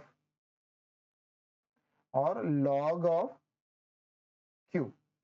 तो ये log Q Q क्या मतलब क्या होता है कि जिस सिंपली द रिएक्शन क्वेश्चन, या आप ये सिंपली बोलो इक्विलिब्रियम कांस्टेंट। एक मोमेंट के लिए समझ लो कि Q मतलब इक्विलिब्रियम कांस्टेंट है, या ये रेशियो होता है प्रोडक्ट कॉन्सेंट्रेशन अपॉन आपका रिएक्टेंट कॉन्सेंट्रेशन पे। और यहाँ पे तो हम आयंस की बात कर रहे हैं, तो यहाँ पे सिर्फ आयंस का हमें जो रेशियो वो देखना पड़ेगा। ठीक है, तो Q हमारा रिएक्शन क्वोशिएंट है। जब इक्विलिब्रियम रिएक्शन होगा तो इक्विलिब्रियम रिएक्शन के लिए ई सेल का वैल्यू जो 0 हो जाएगा, और तब हमारा ये जो इक्वेशन थोड़ा सा रीअरेंज हो जाएगा। ठीक है, 2.303 हमारा कांस्टेंट है, आर हमारा गैस कांस्टेंट था, टी हमारा टेम्परेचर था, एफ हमारा 96500 कूलम, ये भी हमारा कांस्टेंट है। तो ये सारे कांस्टेंट की वैल्यू अगर मैं पुट कर देता हूँ एट 298 केल्विन पर्टिकुलरली, ठीक है, ये थोड़ा याद रखेंगे कि एट 298 केल्विन ये इक्वेशन हमारा रिड्यूस हो जाता है कुछ इस फॉर्मेट में, E cell equal to E naught cell minus 0.059 upon n और log Q। दूसरा हमें याद रखना पड़ेगा कि एट इक्विलिब्रियम ई सेल जो होता है हमारा, ई सेल इसके वैल्यू 0 होती, एट इक्विलिब्रियम ई सेल के वैल्यू 0 है, और ई सेल की वैल्यू अगर 0 है, हमारा इक्वेशन जो वो थोड़ा सा कन्वर्ट हो गया इस फॉर्मेट में, ई नॉट सेल। ठीक है, ये जो माइनस वाला पार्ट है वो दूसरी तरफ लेके जाओ, तो this will B 0.059 by n, और यहाँ पे लेंगे हम लोग log k इक्विलिब्रियम ले लेंगे। ठीक है, k इक्विलिब्रियम में kc हो जाएगा, kp हो जाएगा, जैसे भी इक्वेशन में हम वो देख लेंगे। तो ये हमारे लिए थोड़ा सा इंपॉर्टेंट हो जाएगा यहाँ पे। E cell E naught cell का इक्वेशन है। फिर नर्स्ट इक्वेशन से रिलेटेड एक और कॉन्सेप्ट आता है हमारा, वो है गिब्स फ्री एनर्जी का कॉन्सेप्ट आता है कि how the Gibbs free energy and the E cell is related. तो उसका भी एक छोटा सा फॉर्मूला हमें याद है, delta G equal to minus NF E cell होता है, या delta G naught equal to minus NF E naught cell होता है। ठीक है, जहाँ पे जरूरत पड़ेगी एक बार हम फॉर्मूला वापस से देख लेंगे।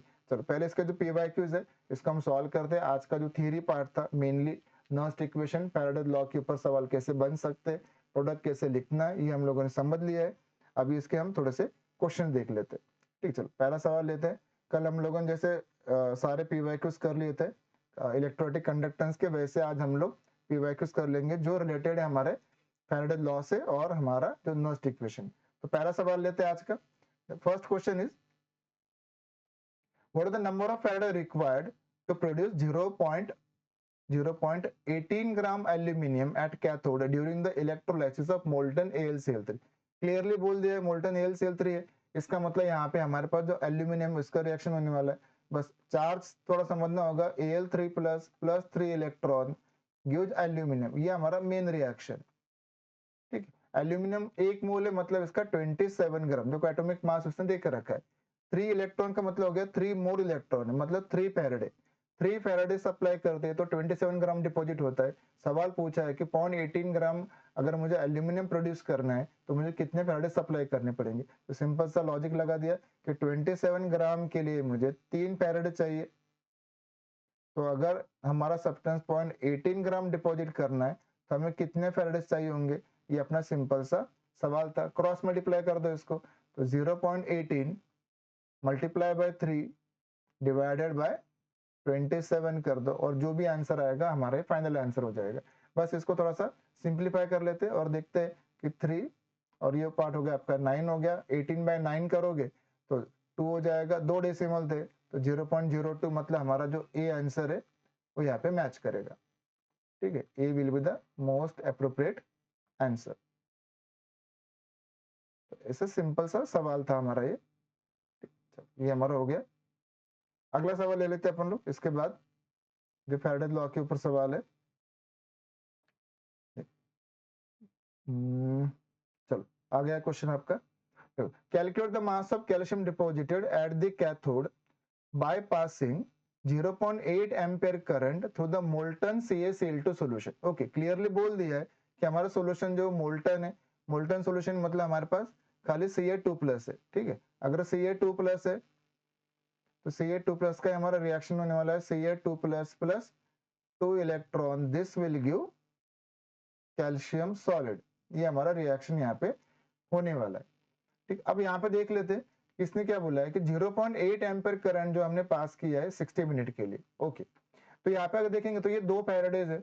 2 फैराडेज अगर हम पास करते हैं तो 2 फैराडे अगर हम पास करते हैं तो हमारे पास 1 मोल कैल्शियम, मतलब हमारे पास 40 ग्राम कैल्शियम जो है वो डिपॉजिट होता है। तो यहाँ पे करंट इन एम्पेयर की बात बोली गई है तो हमें नंबर ऑफ फैराडेज निकाल लेने, या फिर आप डायरेक्ट जो इसका जो फॉर्मूला था फैराडे लॉ का उसको भी यूज कर सकते हो कि W equal to AIT upon N into 96500 coulomb. ये भी हम यूज कर सकते डायरेक्टली। W मतलब कितना मास डिपॉजिट होने वाला है, A atomic mass of the substance deposited, calcium atomic mass आपको देके रखा है, कैल्शियम का एटॉमिक मास 40 देकर रखा है। करंट इन एम्पेयर चाहिए, करंट इन एम्पेयर देकर रखा है 0.8 एम्पेयर है, तो एक मोमेंट के लिए 8/10 कर लेता हूं मैं। टाइम इन सेकंड चाहिए था, टाइम इन मिनट देकर रखा है, तो 60 मिनट और 1 मिनट मतलब 60 सेकंड, तो 60 मल्टीप्लाई बाय 60 कर दिया, divided by n factor. n factor मतलब कितने इलेक्ट्रॉन उस पर्टिकुलर रिएक्शन में इन्वॉल्व है। तो इस रिएक्शन के अंदर 2 इलेक्ट्रॉन थे, मतलब n की वैल्यू मेरे पास 2 था, और मल्टीप्लाई बाय 96500। यहाँ से भी अपन लोग कैलकुलेशन कर सकते हैं आसानी से। ठीक है, अगर ये कैलकुलेशन करते हैं अपन लोग, देखो रफ कैलकुलेशन करना है, परफेक्ट कैलकुलेशन जरूरत नहीं है। 2 जीरो यहाँ से कैंसिल कर दो आप।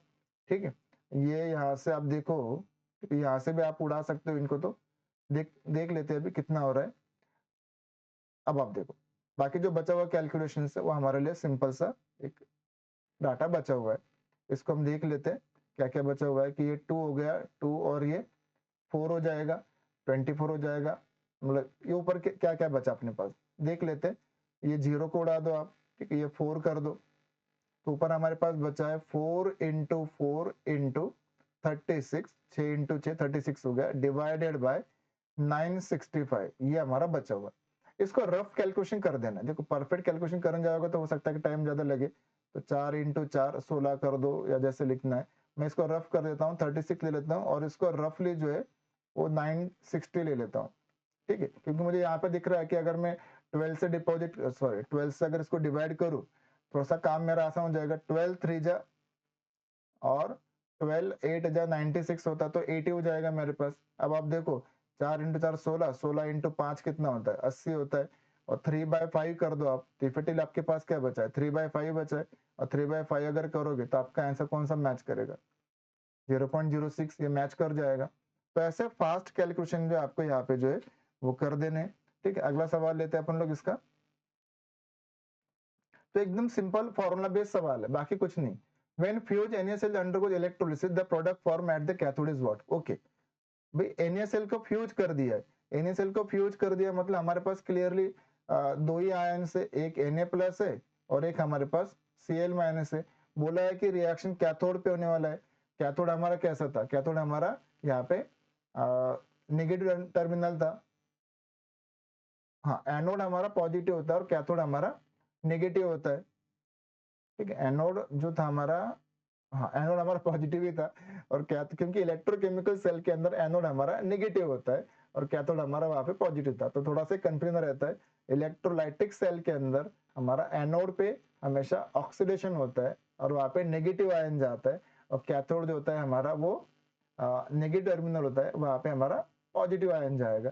तो सीधी सी बात है, Na+ जो कैथोड पे जाके जो डिपॉजिट हो जाएगा और रिएक्शन मिल जाएगा हमें, Na+ plus electron will give Na। तो कैथोड पे हमारा रिडक्शन होता है, एनोड पे हमारा ऑक्सीडेशन होगा। देखो कभी ऐसे याद नहीं आया तो लॉजिकली सोचो कि एनोड का मतलब कौन है, एनोड का सॉरी ऑक्सीडेशन का मतलब क्या है, ऑक्सीडेशन का मतलब है loss of electron. Electron lose कौन करेगा, भाई जो नेगेटिव चार्ज है वो लूज करेगा क्योंकि इसके पास इलेक्ट्रॉन ज्यादा है। ठीक है, इलेक्ट्रॉन को गेन कौन करेगा, जिसको इलेक्ट्रॉन की जरूरत है। तो पॉजिटिव हमारे इलेक्ट्रॉन डिफिशिएंट होते हैं, उनको इलेक्ट्रॉन की जरूरत है तो उनका रिडक्शन होगा, और जो हमारे अनायंस होते हैं जिनके पास एक्स्ट्रा इलेक्ट्रॉन पड़े वो इलेक्ट्रॉन छोड़ देंगे तो उनका हमारा ऑक्सीडेशन हो जाएगा। तो एनोड पे हमेशा ऑक्सीडेशन होता है, कैथोड पे हमेशा रिडक्शन होता है, ये पक्का दिमाग में बिठा लेना है। तो NaCl का अंडर इलेक्ट्रोसिस कर दिया फ्यूज NaCl का, तो Na यहाँ पे हमारा डिपॉजिट हो जाएगा और Na सॉलिड ही बनेगा। देखो उसने सोडियम अमालगम भी बोला है, बट ऐसा नहीं होगा। सोडियम अमालगम तक कब होगा, जब हम mercury as a particular cathode लेंगे तब, अदरवाइज तो फिर हमारा सोडियम ही डिपॉजिट होने वाला है। तो ये थोड़ा सा अच्छा सवाल था। ठीक, इसके बाद अगला सवाल ले लेते हैं अपन लोग। Next question.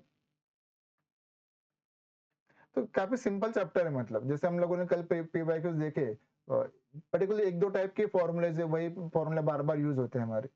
What is the quantity of electricity required to produce 4.8 gram of magnesium from its salt solution. ठीक है, मैग्नीशियम प्रोड्यूस करना है। अब मैग्नीशियम अगर प्रोड्यूस करना है तो पहले आप देख लो कि इसका रिएक्शन कैसे बनेगा, तो इसका चार्ज पता होना जरूरी है। तो मैग्नीशियम का जो हमारा वैलेंसी है ये 2+ होता है, Mg2+ plus 2 electron gives Mg, ये हमारा रिएक्शन होने वाला है। ठीक है, अब यहाँ पे रिएक्शन पता चलता है कि 2 फैराडे अगर मैं लेता हूं तो मुझे 1 मोल मैग्नीशियम मतलब 24 ग्राम जितना मैग्नीशियम हमें मिलता है। वापस से उल्टा सवाल है कि 24 ग्राम मैग्नीशियम प्रोड्यूस करने के लिए मुझे 2 फैराडे की जरूरत है, तो 4.8 ग्राम अगर मुझे मैग्नीशियम प्रोड्यूस करना हुआ तो कितने फैराडे की जरूरत पड़ेगी। बस अपना यूनिटरी मेथड लगा दो और काम हो जाएगा, क्रॉस मल्टीप्लाई कर दो। तो 4.8 मतलब 48/10 कर दिया, मल्टीप्लाई बाय 2 डिवाइडेड बाय 24 कर दिया। देखो बहुत ही आसान सवाल है। 24 का डबल 48 होता है, 2 इंटू 2 4 कर दो, 4/10 मतलब हो गया अपना 0.4 फैराडे, अपना आंसर आ जाएगा। ठीक है, तो एकदम आसान सवाल है। तो आपका ऐसे सिर्फ क्वेश्चन की लैंग्वेज जो है ना, वो लैंग्वेज को पकड़ना पड़ेगा। आप क्वेश्चन की लैंग्वेज अगर नहीं पकड़ोगे तो फिर आपका गड़बड़ हो जाएगा। ओके, अच्छा ये तो हमारा सेल कांस्टेंट का सवाल था, ये तो हो गया था अपना सेल कांस्टेंट ने। ठीक है, चलो ये हो गया था। थोड़ा फैराडे लॉ के क्वेश्चन देख लेते हैं आज। तो कल का लेक्चर आपको बहुत मजा आया होगा। ओके, देखो ये अलग सवाल है थोड़ा सा। What volume of chlorine gas is evolved at the STP condition during electrolysis of fused NaCl? Okay, clearly बोल दिया है। NaCl फ्यूज है मतलब हमारे पास दो ही आयन है, एक Na+ है और एक हमारा Cl- है। एक Na+ है और एक Cl- है, और Cl- से कितना वॉल्यूम बनेगा वो पूछा गया है। तो 2Cl- will give Cl2 gas plus 2 electron. ये हमारा सिंपल सा कॉन्सेप्ट है। मतलब 2 फैराडे इलेक्ट्रिसिटी अगर है तो 1 मोल Cl2 प्रोड्यूस होगा। अब हमारे पास उन्होंने बोला है कि 1 एम्पेयर करंट पास किया है 965 सेकंड के लिए। तो नंबर ऑफ फैराडेज कितने, में पहले वो निकाल लेता हूँ। नंबर ऑफ फैराडेज जो है इस क्वेश्चन के अंदर हमें देख के रखे। नंबर ऑफ फैराडेज निकालने का हमारा फॉर्मूला क्या था, तो फॉर्मूला था हमारा current in ampere I into time in second divided by 96500। ये हमारा मेन फॉर्मूला था। यहाँ पे करंट इन एम्पियर आपको 1 देके रखा है, टाइम इन सेकंड जो है आपको ये 965 देके रखा है। 965 डिवाइडेड बाय 96500, ये आपका कैलकुलेशन हो गया। ठीक है, बस इसको कर देते कैलकुलेशंस को और देखते हैं कि हमारे पास फैराडेज कितने बन रहे। तो सीधा सा 10 टाइम हो जाएगा ये वैल्यू। तो आपके पास नंबर ऑफ फैराडेज बन रहे हैं, यहाँ पे नंबर ऑफ फैराडेज आ गया आपके पास 1/100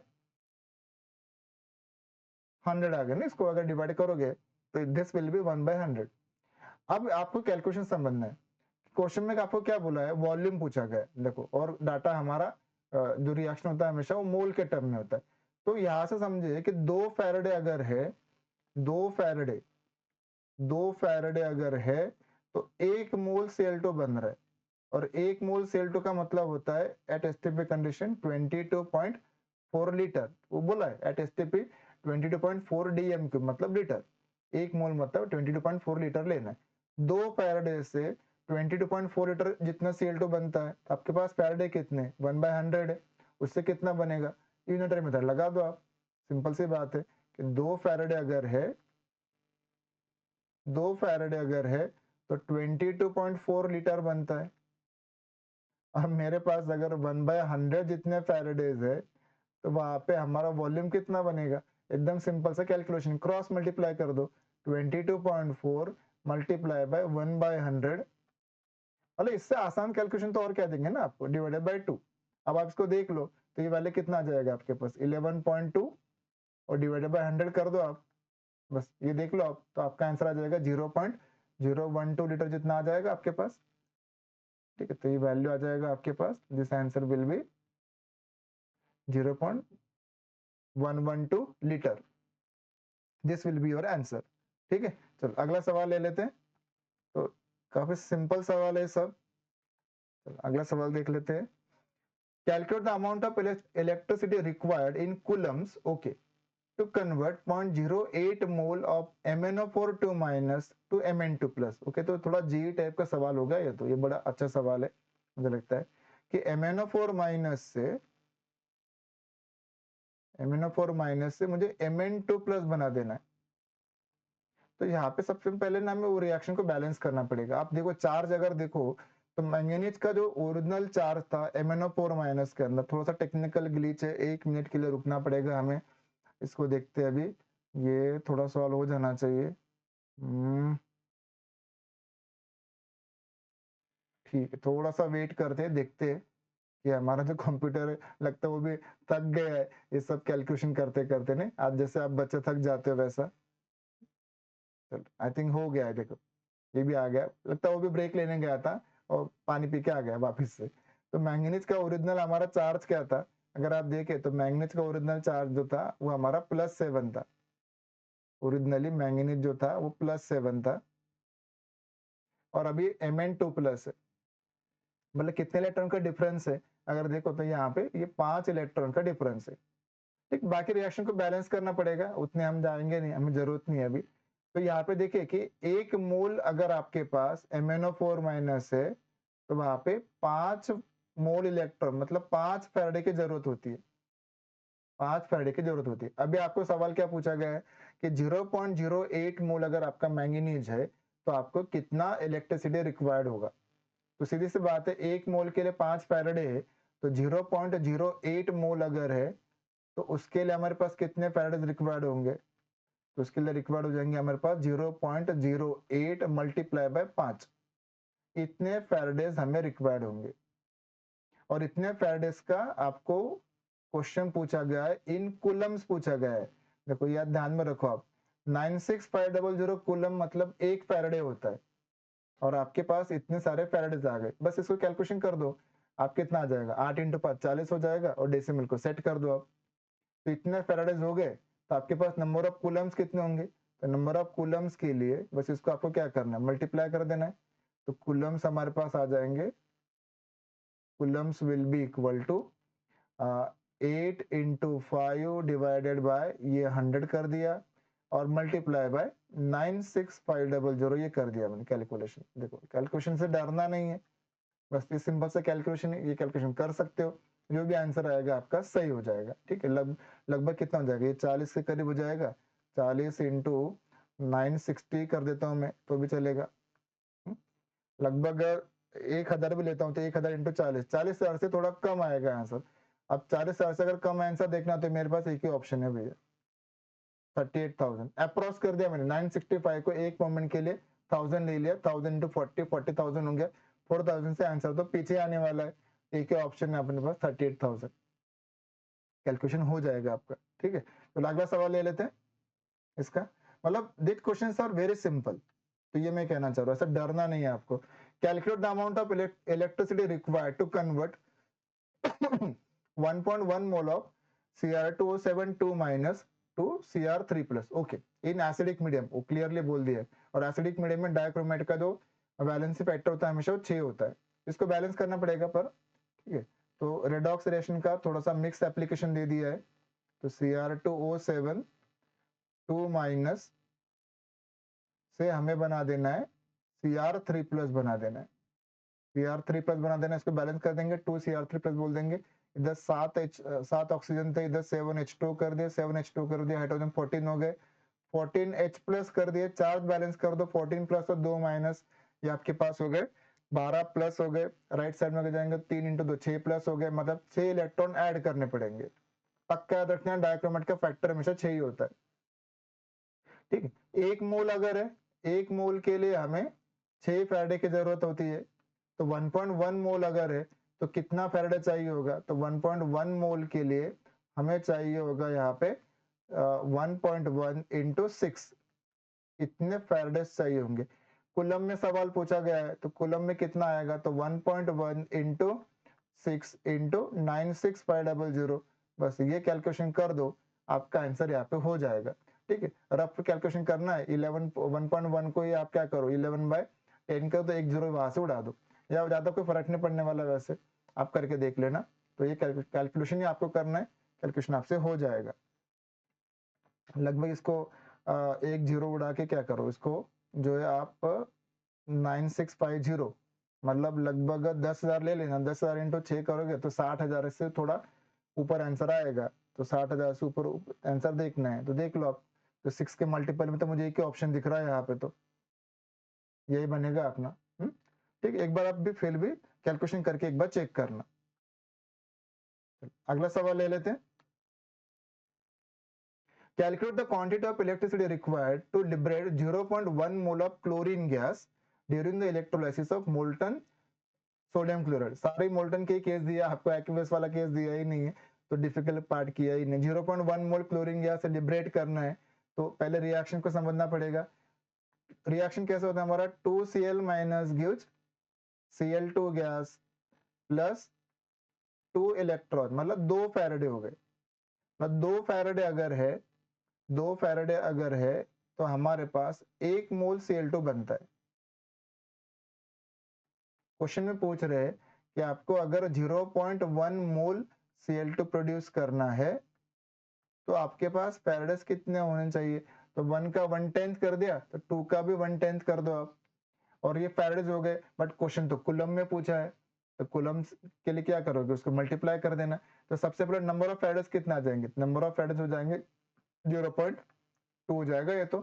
ठीक है, अब कूलम में चार्ज करना है तो सिंपल है, तो कूलम का हमारा आंसर आ जाएगा 0.2, मतलब 2/10 कर लेता हूँ और मल्टीप्लाई बाय 96,500 कर देता हूँ। एक जीरो हमारा यहाँ से कैंसिल हो जाएगा, इसका डबल कर दो, 5 इंटू 2 10 हो गया, 96 का डबल होता है अपना, मतलब 193 194 के आसपास आंसर दिखना चाहिए।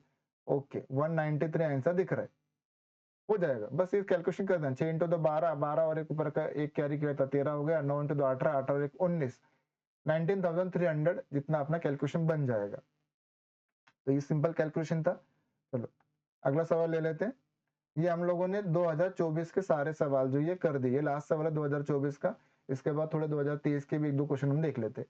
विच of the following is not true about the electrolysis of molten NaCl। देखो वापस से उन्होंने मोल्टन NaCl की बात बोली है, मतलब आपको ज्यादा डिफिकल्ट सवाल देने वाले हैं नहीं, जैसे हमने किया फिर डिस्चार्ज पोटेंशियल ये वगैरह, इतना मुझे तो नहीं लगता है। फिर भी एक बार लेक्चर को रिवाइज करके दिमाग में रखना, जेई मेंस के लिए काम में आ जाएगा, और सीटी में पूछा तो काम हो जाएगा। मोल्टन NaCl का इलेक्ट्रोलिसिस करते हैं तो Cl2 प्रोड्यूस होता है एट एनोड, बिल्कुल ट्रू है। एनोड पे ऑक्सीडेशन होता है, करेक्ट है। सोडियम डिपॉजिट होता है कैथोड पे, हाँ ये भी ट्रू है, ये हमने रिएक्शन पढ़ा था अभी। Decomposition of NaCl into Na and Cl2 spontaneous reaction, नहीं अपने आप नहीं होता, हमें इलेक्ट्रिसिटी सप्लाई करना पड़ता है, मतलब ये अपना फॉल्स रिएक्शन है, अपने आप नहीं होता है। Electrical energy use to carry out the reaction, हाँ ये बिल्कुल सही है, ये ट्रू हो गया, मतलब आंसर आ जाएगा हमारा सी वाला पार्ट जो आंसर हो जाएगा। ठीक, चलो तो ये 2024 के सवाल हो गए। 2023 के सवाल ले लेते हैं, 23 के सवाल ले लेते हैं कुछ तो। ओके, अगेन है क्वेश्चन हमारा, calculate the time required in second, okay time in second बोला है, to deposit 6.35 gram of copper from its salt solution by passing 5 ampere current. Okay, कितना करंट पास किया है वो बोल दिया है, कितना ग्राम कॉपर डिपॉजिट होने वाला पता है। फैराडे लॉ का फॉर्मूला लगा लेते हैं अपन लोग। फॉर्मूला था हमारा W equal to AIT upon N into 96,500, ये हमारा आंसर था। रिएक्शन क्या होता है, copper 2 plus 2 electron gives copper, मतलब N फैक्टर जो है यहाँ पे हमारा वो वैल्यू 2 है, N का वैल्यू 2 है, ये हमें इंपॉर्टेंट था। कॉपर कितना डिपॉजिट होने वाला है वो बोल दिया, 6.35 ग्राम है। जो जो डाटा हमें देख के रखा है डाटा पुट कर लेते हैं। 6.35 ग्राम था, इसको 635 कर देता हूँ, डिवाइडेड बाय 100 कर लेता हूँ। एटॉमिक मास देकर रखा है 63.5 देकर रखा था, 635/10 कर दिया। देखो बिल्कुल आसान कर देना है, डेसिमल को सीधा डिवाइड बाय 10 कर दो और काम आसान हो जाता है। करंट इन एम्पेयर चाहिए, एम्पेयर में ही देकर रखा है। टाइम इन सेकंड चाहिए होता है, टाइम इन सेकंड हमें पता नहीं है। डिवाइडेड बाय n फैक्टर कितना था, 2 था, मल्टीप्लाई बाय 96500, बस ये वैल्यू आपको निकाल देना है। तो 635 कैंसिल हो जाएगा, यहाँ से एक जीरो, ये एक जीरो, इधर से एक जीरो और इधर से एक जीरो कैंसिल कर दो, बस ये सिंपल से कैलकुलेशन बचा है। तो t will be equal to 2 into 9650 divided by 5, 5 से तो मल्टीपल में, 5 के मल्टीपल में हो जाएगा, ये कैलकुलेशन कर देना, तो यहाँ से आपका आंसर जो बन जाएगा। ठीक है, तो बस ये कैलकुलेशन आपको यहाँ पे सिंपली कर देना है और जो भी आंसर है वो आपको निकाल देना है। तो ये सिंपल सा यहाँ से हो जाएगा। अगला सवाल ले लेते हैं अपन लोग। अगेन 23 का एक सवाल ले लेते हैं।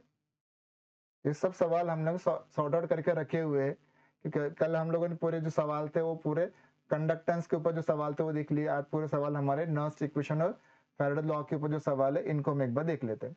अगला सवाल है हमारा, electrolytic cell containing zinc and aluminium salt solutions are connected in series. Okay, series में कनेक्ट किया गया है, मतलब हमारा जो कॉन्सेप्ट है वो है फैराडे सेकेंड लॉ के ऊपर। देखो क्लियरली यहाँ पे बोल दिया है कि इनको हम लोगों ने कनेक्ट कर दिया है, एक सीरीज के अंदर कनेक्ट कर दिया है। जिंक एंड एल्यूमिनियम सॉल्ट के सॉल्यूशन से, दो अलग अलग सॉल्ट सॉल्यूशन से कनेक्टेड इन सीरीज, मतलब same quantity of electricity pass कर रहे। तो क्वेश्चन से हमारा फैराडे सेकेंड लॉ के ऊपर है, W1 upon E1 equal W2 upon E2, ये वाला कॉन्सेप्ट है हमारा। ठीक, 6.5 gram zinc deposited in one particular cell, calculate the mass of aluminium deposited in the another half cell. एक पार्ट में 6.5 ग्राम अगर जिंक डिपॉजिट हुआ है तो एल्यूमिनियम कितना प्रोड्यूस होगा, ये सवाल पूछा गया है by passing the definite quantity of electricity. ठीक है, इसकी कोई जरूरत नहीं है, सीरीज में पास किया है तो हमें सेम क्वांटिटी ऑफ इलेक्ट्रिसिटी वापस आने वाला है। तो Faraday second law of electrolysis को अगर देखते हैं तो ये हमें क्या सिखाता है कि W1 अपॉन E1, एक पर्टिकुलर इलेक्ट्रोड के ऊपर जितना सब्सटेंस का इक्विवेलेंट डिपॉजिट हो रहा है उतना इक्विवेलेंट दूसरे सब्सटेंस का भी डिपॉजिट होगा। यही हमारा फैराडेस का सेकेंड लॉ ऑफ इलेक्ट्रोलाइसिस था। अच्छा, E1 कैसे निकालते हैं वही आपको समझा रहा था कि E1 जो होता है वो उसका atomic mass upon valency factor, ये हम रेडॉक्स रिएक्शन में एक बार पढ़ेंगे इसे, एन फैक्टर, या वो जो रिएक्शन के अंदर नंबर ऑफ इलेक्ट्रॉन्स होते हैं ना वो आपको देखना है। अभी आपको ये पता होना चाहिए कि जिंक और एल्यूमिनियम का रिएक्शन कैसे होता है, क्योंकि आपको अगर उनके चार्जेस नहीं पता है तो फिर ये रिएक्शन आपके लिए डिफिकल्ट है।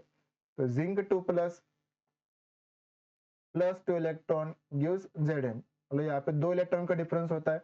एल्यूमिनियम का वैलेंस हमारा 3 होता है, तो aluminium 3 plus 3 electron, this will give aluminium. इस टाइप का हमारा ये रिएक्शन यहाँ पे हो जाएगा। बस यहाँ से आपको ना W1 E1 W2 E2, W1 जो वो जिंक के लिए मान लो, W2 जो वो एल्यूमिनियम के लिए मान लो। अब जिंक के लिए आपको मास उसने देख के रखा है कि 6.5 ग्राम जितना मास डिपॉजिट हो रहा है। ठीक है, ये फॉर्मूले सब यहाँ पे एक बार हम पुट कर लेते और देखते। तो जिंक का मास था हमारा 6.5 ग्राम था, अपॉन जिंक का इक्विवेलेंट मास कैसे निकालोगे, atomic mass upon valency factor. Atomic mass देकर रखा है 65 देकर रखा है, 65 अपॉन 2 था, अपॉन 2 को मैं ऊपर लेके जाता हूँ, इधर 2 कर दिया। W2 एल्यूमिनियम का मास मुझे पता नहीं है, एल्यूमिनियम का एटॉमिक मास हमें गिवन है 27 हो गया, और उसका वैलेंसी फैक्टर हमारा 3 था, 3 को ऊपर लेके गए। बस से सिंपल से कैलकुलेशन कर दो, 6.5 अपॉन 65, ये 1/10 हो जाएगा। इसको रीअरेंज कर दो, इसको रीअरेंज कर दो और आप देखो कि हमारा कैलकुलेशन कितना आसान हो जाएगा। ठीक है, ये हो जाएगा अपना नीचे 10 आ जाएगा, और 2/10 है, 2/10 है, और ये कितना अपना 3 और ये 9 हो जाएगा। इसको कर दो आप कैलकुलेशन, 9 इंटू 2 18, 18/10 कर दो आप, तो कितना आ जाएगा आपके पास 1.8 आ जाएगा। ठीक है, 9 इंटू 2 कर दिया, 9 इंटू 2 कर दिया, और नीचे कितना था 10 बचा था, बस इसको सॉल्व कर दो, 18/10 मतलब 1.8। सिंपल सा हमारा ये कैलकुलेशन हो गया यहाँ पे। ठीक है, अगला सवाल देख लेते हैं। इसके नेक्स्ट स्लाइड पे एक सवाल था और okay, which from the following is the strongest reducing agent. अच्छा, इलेक्ट्रोकेमिकल सीरीज अगर आपको याद है तो आप देखना कि इलेक्ट्रोकेमिकल सीरीज में जो ऊपर की तरफ लिखे है लिथियम सोडियम पोटेशियम, ये सब स्ट्रॉन्गेस्ट रिड्यूसिंग एजेंट में आते हैं। ठीक है, इनका रिडक्शन पोटेंशियल वैल्यू जो है वो कम है, मतलब ये दूसरे का रिडक्शन करेंगे और खुद का ऑक्सीडेशन करेंगे। जिनका रिडक्शन पोटेंशियल ज्यादा होता है उनका खुद का रिडक्शन होता है, और जिनका रिडक्शन होता है वो ऑक्सीडाइजिंग एजेंट होते हैं।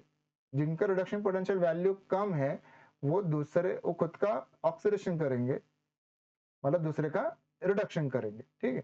तो ये इलेक्ट्रोकेमिकल सीरीज के अंदर ये पूरा सीरीज देख कर रखा है। H+ के नीचे वाले जो है उनका जो पोटेंशियल वो पॉजिटिव है, मतलब उनका रिडक्शन होने का चांसेस ज्यादा है, तो वो ऑक्सीडाइजिंग एजेंट की तरह काम करते हैं। और H+ के ऊपर वाले जो है जिनका पोटेंशियल नेगेटिव है उनका रिडक्शन नहीं होगा, उनका उल्टा ऑक्सीडेशन होगा, और जिनका ऑक्सीडेशन हो रहा है वही बेसिकली रिड्यूसिंग एजेंट होते हैं। तो ये कॉन्सेप्ट यहाँ पे अप्लाई हुआ था, तो इसको एक बार हमें देखना था। एक और सवाल था हमारे पास, ठीक है। Find the number of farads of electricity required to produce 45 gram of aluminium from molten Al2O3, ठीक है। 45 ग्राम एल्यूमिनियम प्रोड्यूस करने के लिए आपको कितने फैराड्स की जरूरत पड़ेगी? तो एल्यूमिनियम का रिएक्शन पता होना चाहिए हमें।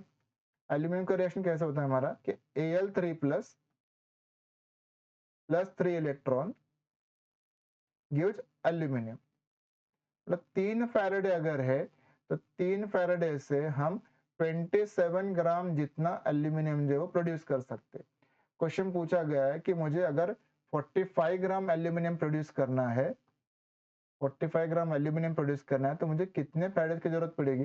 क्रॉस मल्टीप्लाई कर दो आप, ठीक। इसको अगर मैं क्रॉस मल्टीप्लाई कर लेता हूँ तो मेरे पास आंसर कितना आ जाएगा? 45 इंटू 3 डिवाइडेड बाय 27, ठीक। 45 इंटू 3 डिवाइडेड बाय 27, ठीक है। ये होगा मेरे पास 9 और 9 और 9 5 जा 45, मतलब 5 फैराडे की जरूरत पड़ेगी, और 5 फैराडे हमें ऑप्शन में देकर रखा हुआ।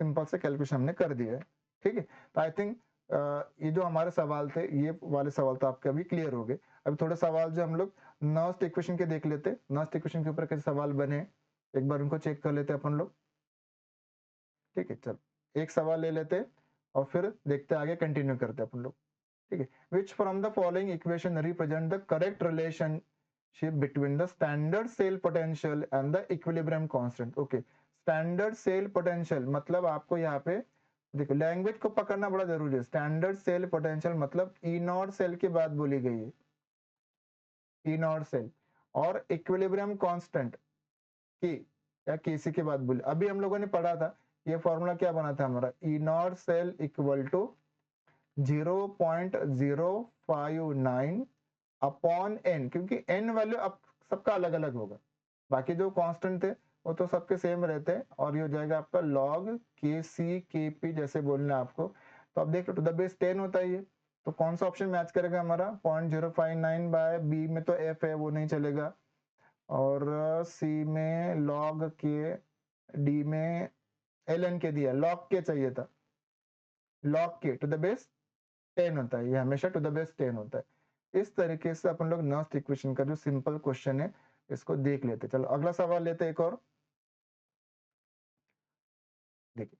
Consider the following cell, E naught cell is given 1.007 volt and E naught calomel. देखो कैलोमेल जो होता है ये हमेशा आपका रिडक्शन इलेक्ट्रोड की तरह काम होता है, ये ऑलवेज रिडक्शन इलेक्ट्रोड होता है, ये इसे ऑलवेज रिडक्शन इलेक्ट्रोड। और ई नॉट सेल हम कैसे निकालते? तो बिल्कुल सिंपल सा कॉन्सेप्ट है हमारा, E naught cell is always equal to E naught oxidation plus E naught reduction. एकदम सिंपल सा लॉजिक लगाना है, बाकी एनोड है कैथोड है इसके चक्कर में पड़ना ही नहीं। ई नॉट सेल की वैल्यू 1.007 देके रखा है। ई नॉट ऑक्सीडेशन, देखो ई नॉट ऑक्सीडेशन पता नहीं है, कैलोमेल इज ऑलवेज रिडक्शन इलेक्ट्रोड होता है, उसके वैल्यू मुझे देख के रखिए 0.242। इसको सब्ट्रैक्ट कर दो, 1 में से 0.242 निकाल दो तो वैल्यू लगभग 0.76 के आसपास चला जाएगा। तो ये ई नॉट ऑक्सीडेशन का जो वैल्यू है ये मुझे मिल जाएगा 0.76 जितना मिल जाएगा।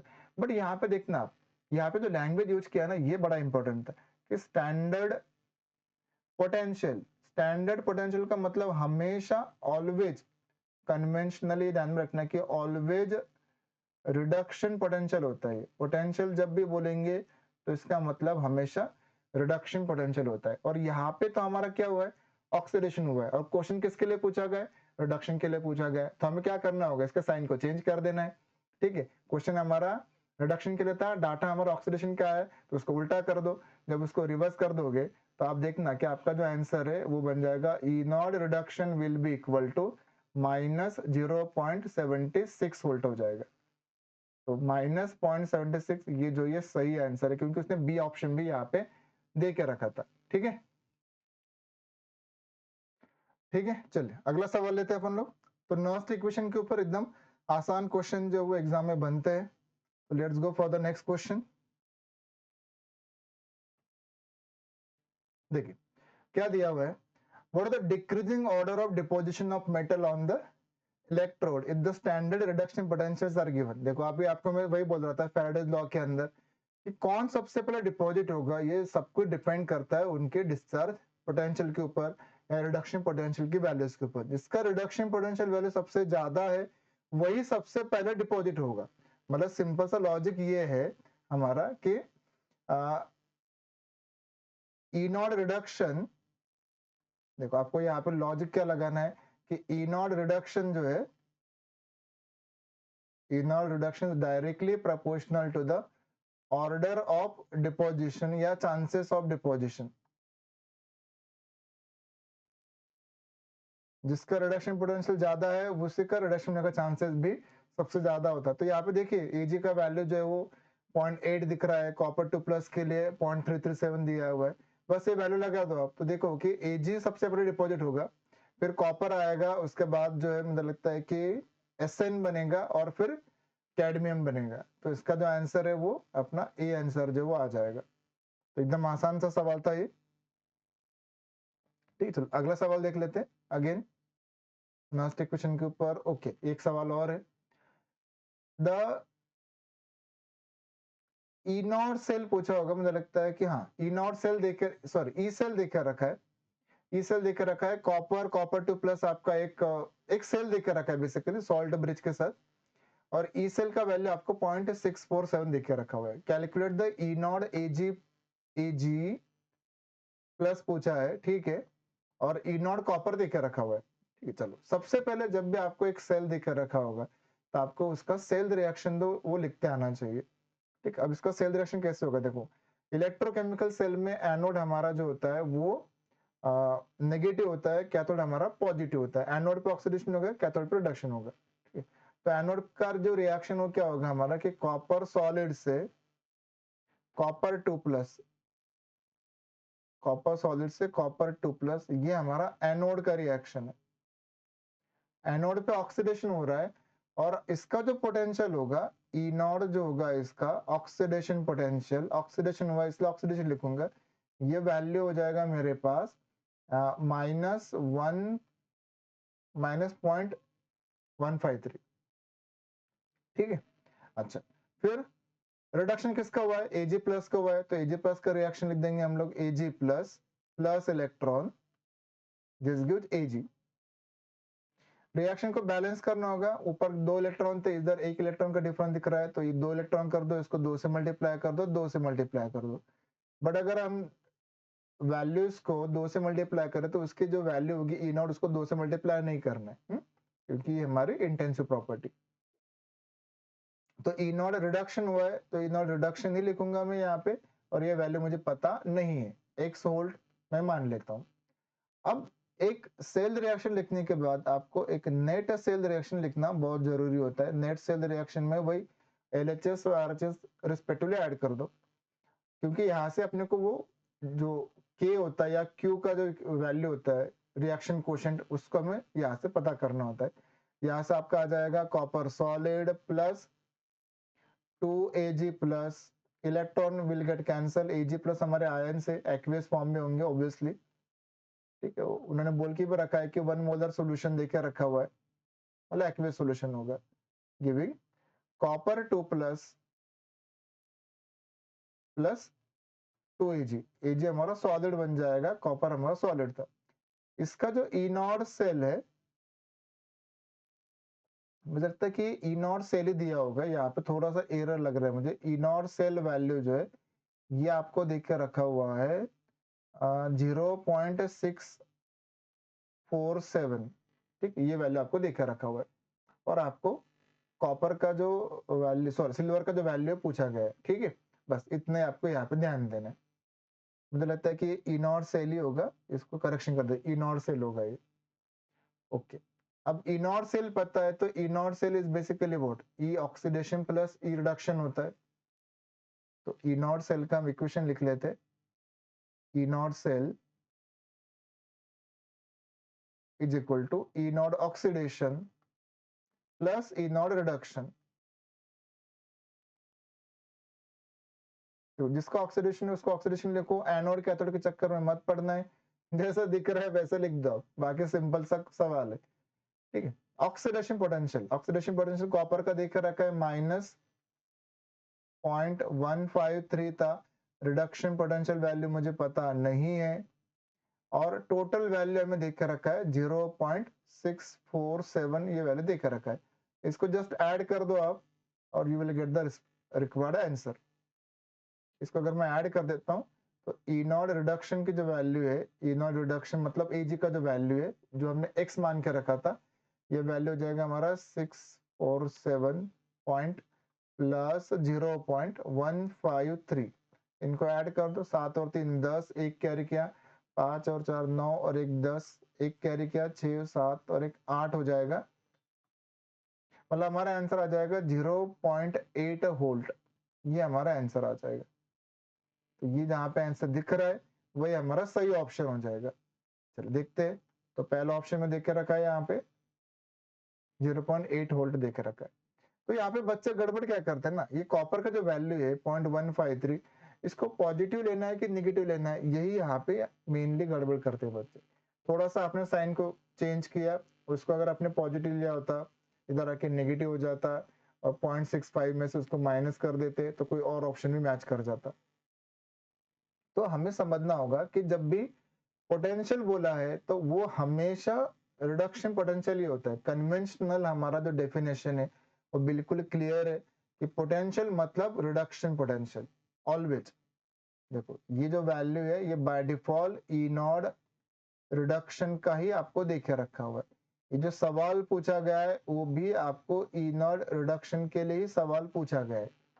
हमारे रिएक्शन के अंदर कॉपर का रिडक्शन नहीं हो रहा था, कॉपर 2 प्लस का हमारा कॉपर से कॉपर 2 प्लस ऑक्सीडेशन हो रहा था, और वहां पे उन्होंने रिडक्शन पोटेंशियल देख रखा है। रिडक्शन पोटेंशियल दिख रहा है मतलब उन्होंने एक्चुअली कॉपर 2 प्लस से कॉपर का जो इंफॉर्मेशन था वो देख के रखा था, जबकि रिएक्शन में हमारा कॉपर से कॉपर 2 प्लस हो रहा था। तो ये सवाल था ऐसा, ठीक है। आप थोड़ा गड़बड़ किया साइन में, आपका ऑप्शन मैच नहीं करेगा फिर। तो थोड़ा समझना है, टेक्निकल इश्यूज होते ही है। मतलब लैंग्वेज को अगर आपने क्लियरली पकड़ लिया तो as definitely you will come to know the answer. ठीक, अगला सवाल ले लेते हैं। Calculate the E naught cell of aluminium sulphate 1 molar है HCl, सब देखे रखा हुआ है, ठीक है। और ई नॉट मुझे लगता है कि ये एल्यूमिनियम का डाटा होगा, इधर कुछ तो गड़बड़ किया हुआ है। ओके, मुझे लग रहा है कि यहाँ पे थोड़ा सा करेक्शन होना चाहिए। ये जो डाटा है मुझे लग रहा है कि ये डाटा ना ऐसा होना चाहिए, E naught aluminium 3 plus slash aluminium, इन्हीं का होगा, और हमें ई नॉट सेल पूछा गया है, ठीक है। ई नॉट सेल बेसिकली क्या होता है, ई नॉट सेल होता है हमारा E naught oxidation plus E naught reduction, E naught oxidation plus E naught reduction. अब रिडक्शन में अगर आप देखो तो रिडक्शन में हमें यहाँ पे स्टैंडर्ड हाइड्रोजन इलेक्ट्रोड देख के रखा है ना, स्टैंडर्ड हाइड्रोजन इलेक्ट्रोड है। स्टैंडर्ड हाइड्रोजन इलेक्ट्रोड का oxidation potential as well as reduction potential दोनों ही वैल्यू हम कितना लेते हैं, ये जो वैल्यू होता है ई नॉट रिडक्शन बोल दो, ई नॉट ऑक्सीडेशन बोल दो, ये दोनों ही वैल्यू इसकी होती है 0 वोल्ट होती है हाइड्रोजन के लिए। मतलब हमारे पास सीधा सीधा आ गया E naught cell will be equal to E naught oxidation plus 0, ये हमारा आंसर है, ठीक है। अब हमें क्वेश्चन किसका देकर रखा है, हमें क्वेश्चन में डाटा जो है वो रिडक्शन का है। डाटा हमेशा रिडक्शन का ही देते, अगर रिडक्शन भले वहां पे वर्ड रिडक्शन ना यूज करे, आप समझ लो कि potential is always reduction potential. Aluminium 3 plus है, एल्यूमिनियम की बात बोली गई, और हमारे यहाँ पे अगर इक्वेशन देखिए, आप यहाँ पे देखो कि एल्यूमिनियम वाला पार्ट जो वो लेफ्ट साइड में लिखा हुआ है, और लेफ्ट साइड में जब लिखते हैं तो ये हमारा ऑक्सीडेशन पोटेंशियल होता है, ये ऑक्सीडेशन रिएक्शन की बात कर रहे हैं। मतलब हमारा जो क्वेश्चन है उसमें Al से Al3 प्लस बन रहा है, और हमें जो डाटा दे के रखा है वो Al3 प्लस Al का डाटा देकर रखा है, तो हमें उसको रिवर्स करना पड़ेगा। तो ये वैल्यू हो जाएगा मेरे पास 1.66 वोल्ट हो जाएगा, और मेरा ऑप्शन जो वो ए मैच कर जाएगा, अदरवाइज बाकी लोग तो बी ऑप्शन मैच करके आ जाएंगे। ठीक है, तो ये समझना है आपको कि डाटा हमें क्या देकर रखा था। डाटा गिवन था हमारा Al3 plus plus 3 electron giving Al3 plus 3 electron giving Al, इसका इंफॉर्मेशन हमें देके रखा था -1.66।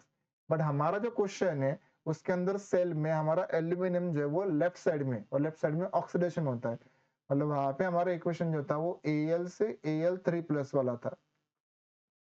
Al से Al3 प्लस, रिएक्शन को उल्टा किया तो साइन को उल्टा कर दो, रिवर्स कर दो साइन को, नेगेटिव का पॉजिटिव, पॉजिटिव नेगेटिव कर देना है।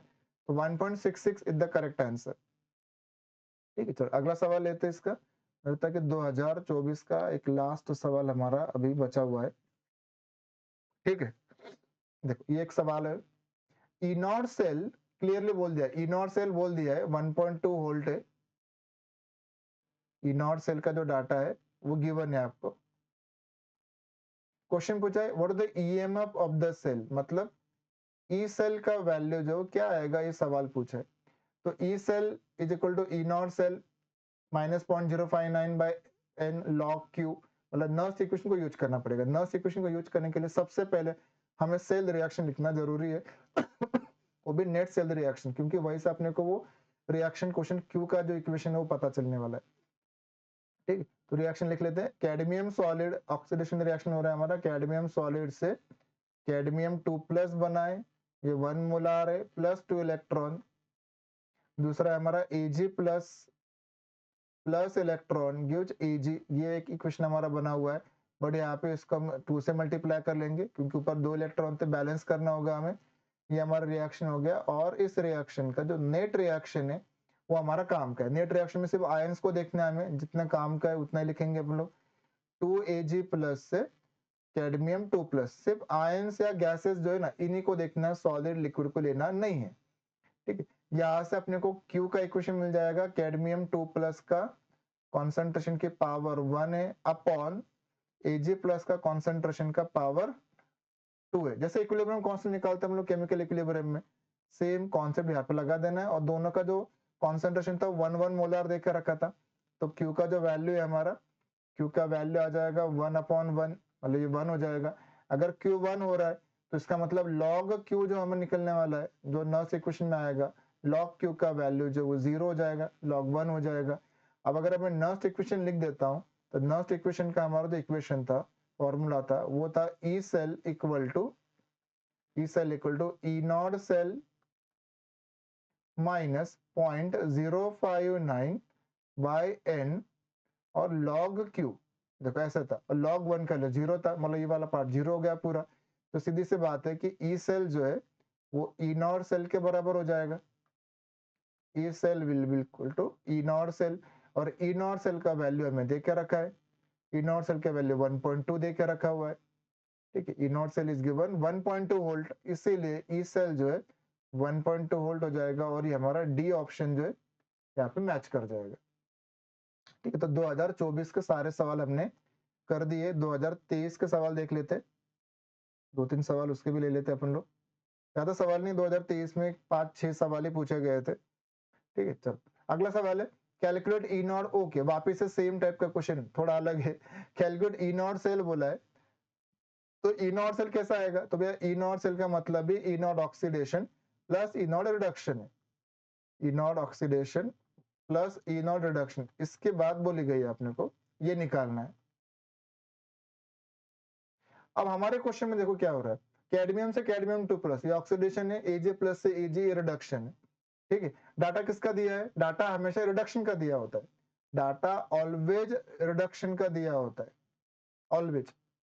Ag प्लस से Ag बन रहा है, डाटा बिल्कुल परफेक्ट है। कैडमियम में कैडमियम 2 प्लस से कैडमियम का डाटा देकर रखा हुआ है, ध्यान देना ये वैल्यू आपको क्या दिया है, कैडमियम 2 प्लस से कैडमियम का डाटा देकर रखा हुआ है, cadmium 2 plus 2 electron giving cadmium, इसका वैल्यू आपको -0.403 दिया हुआ है। और हमारा जो क्वेश्चन है, इक्वेशन में क्या बन रहा है, कैडमियम से कैडमियम 2+ बन रहा है, cadmium giving cadmium 2+ plus 2 electron, तो इसका वैल्यू कितना आ जाएगा, ये वैल्यू हो जाएगा 0.403, मतलब ये ई नॉट ऑक्सीडेशन हो गया।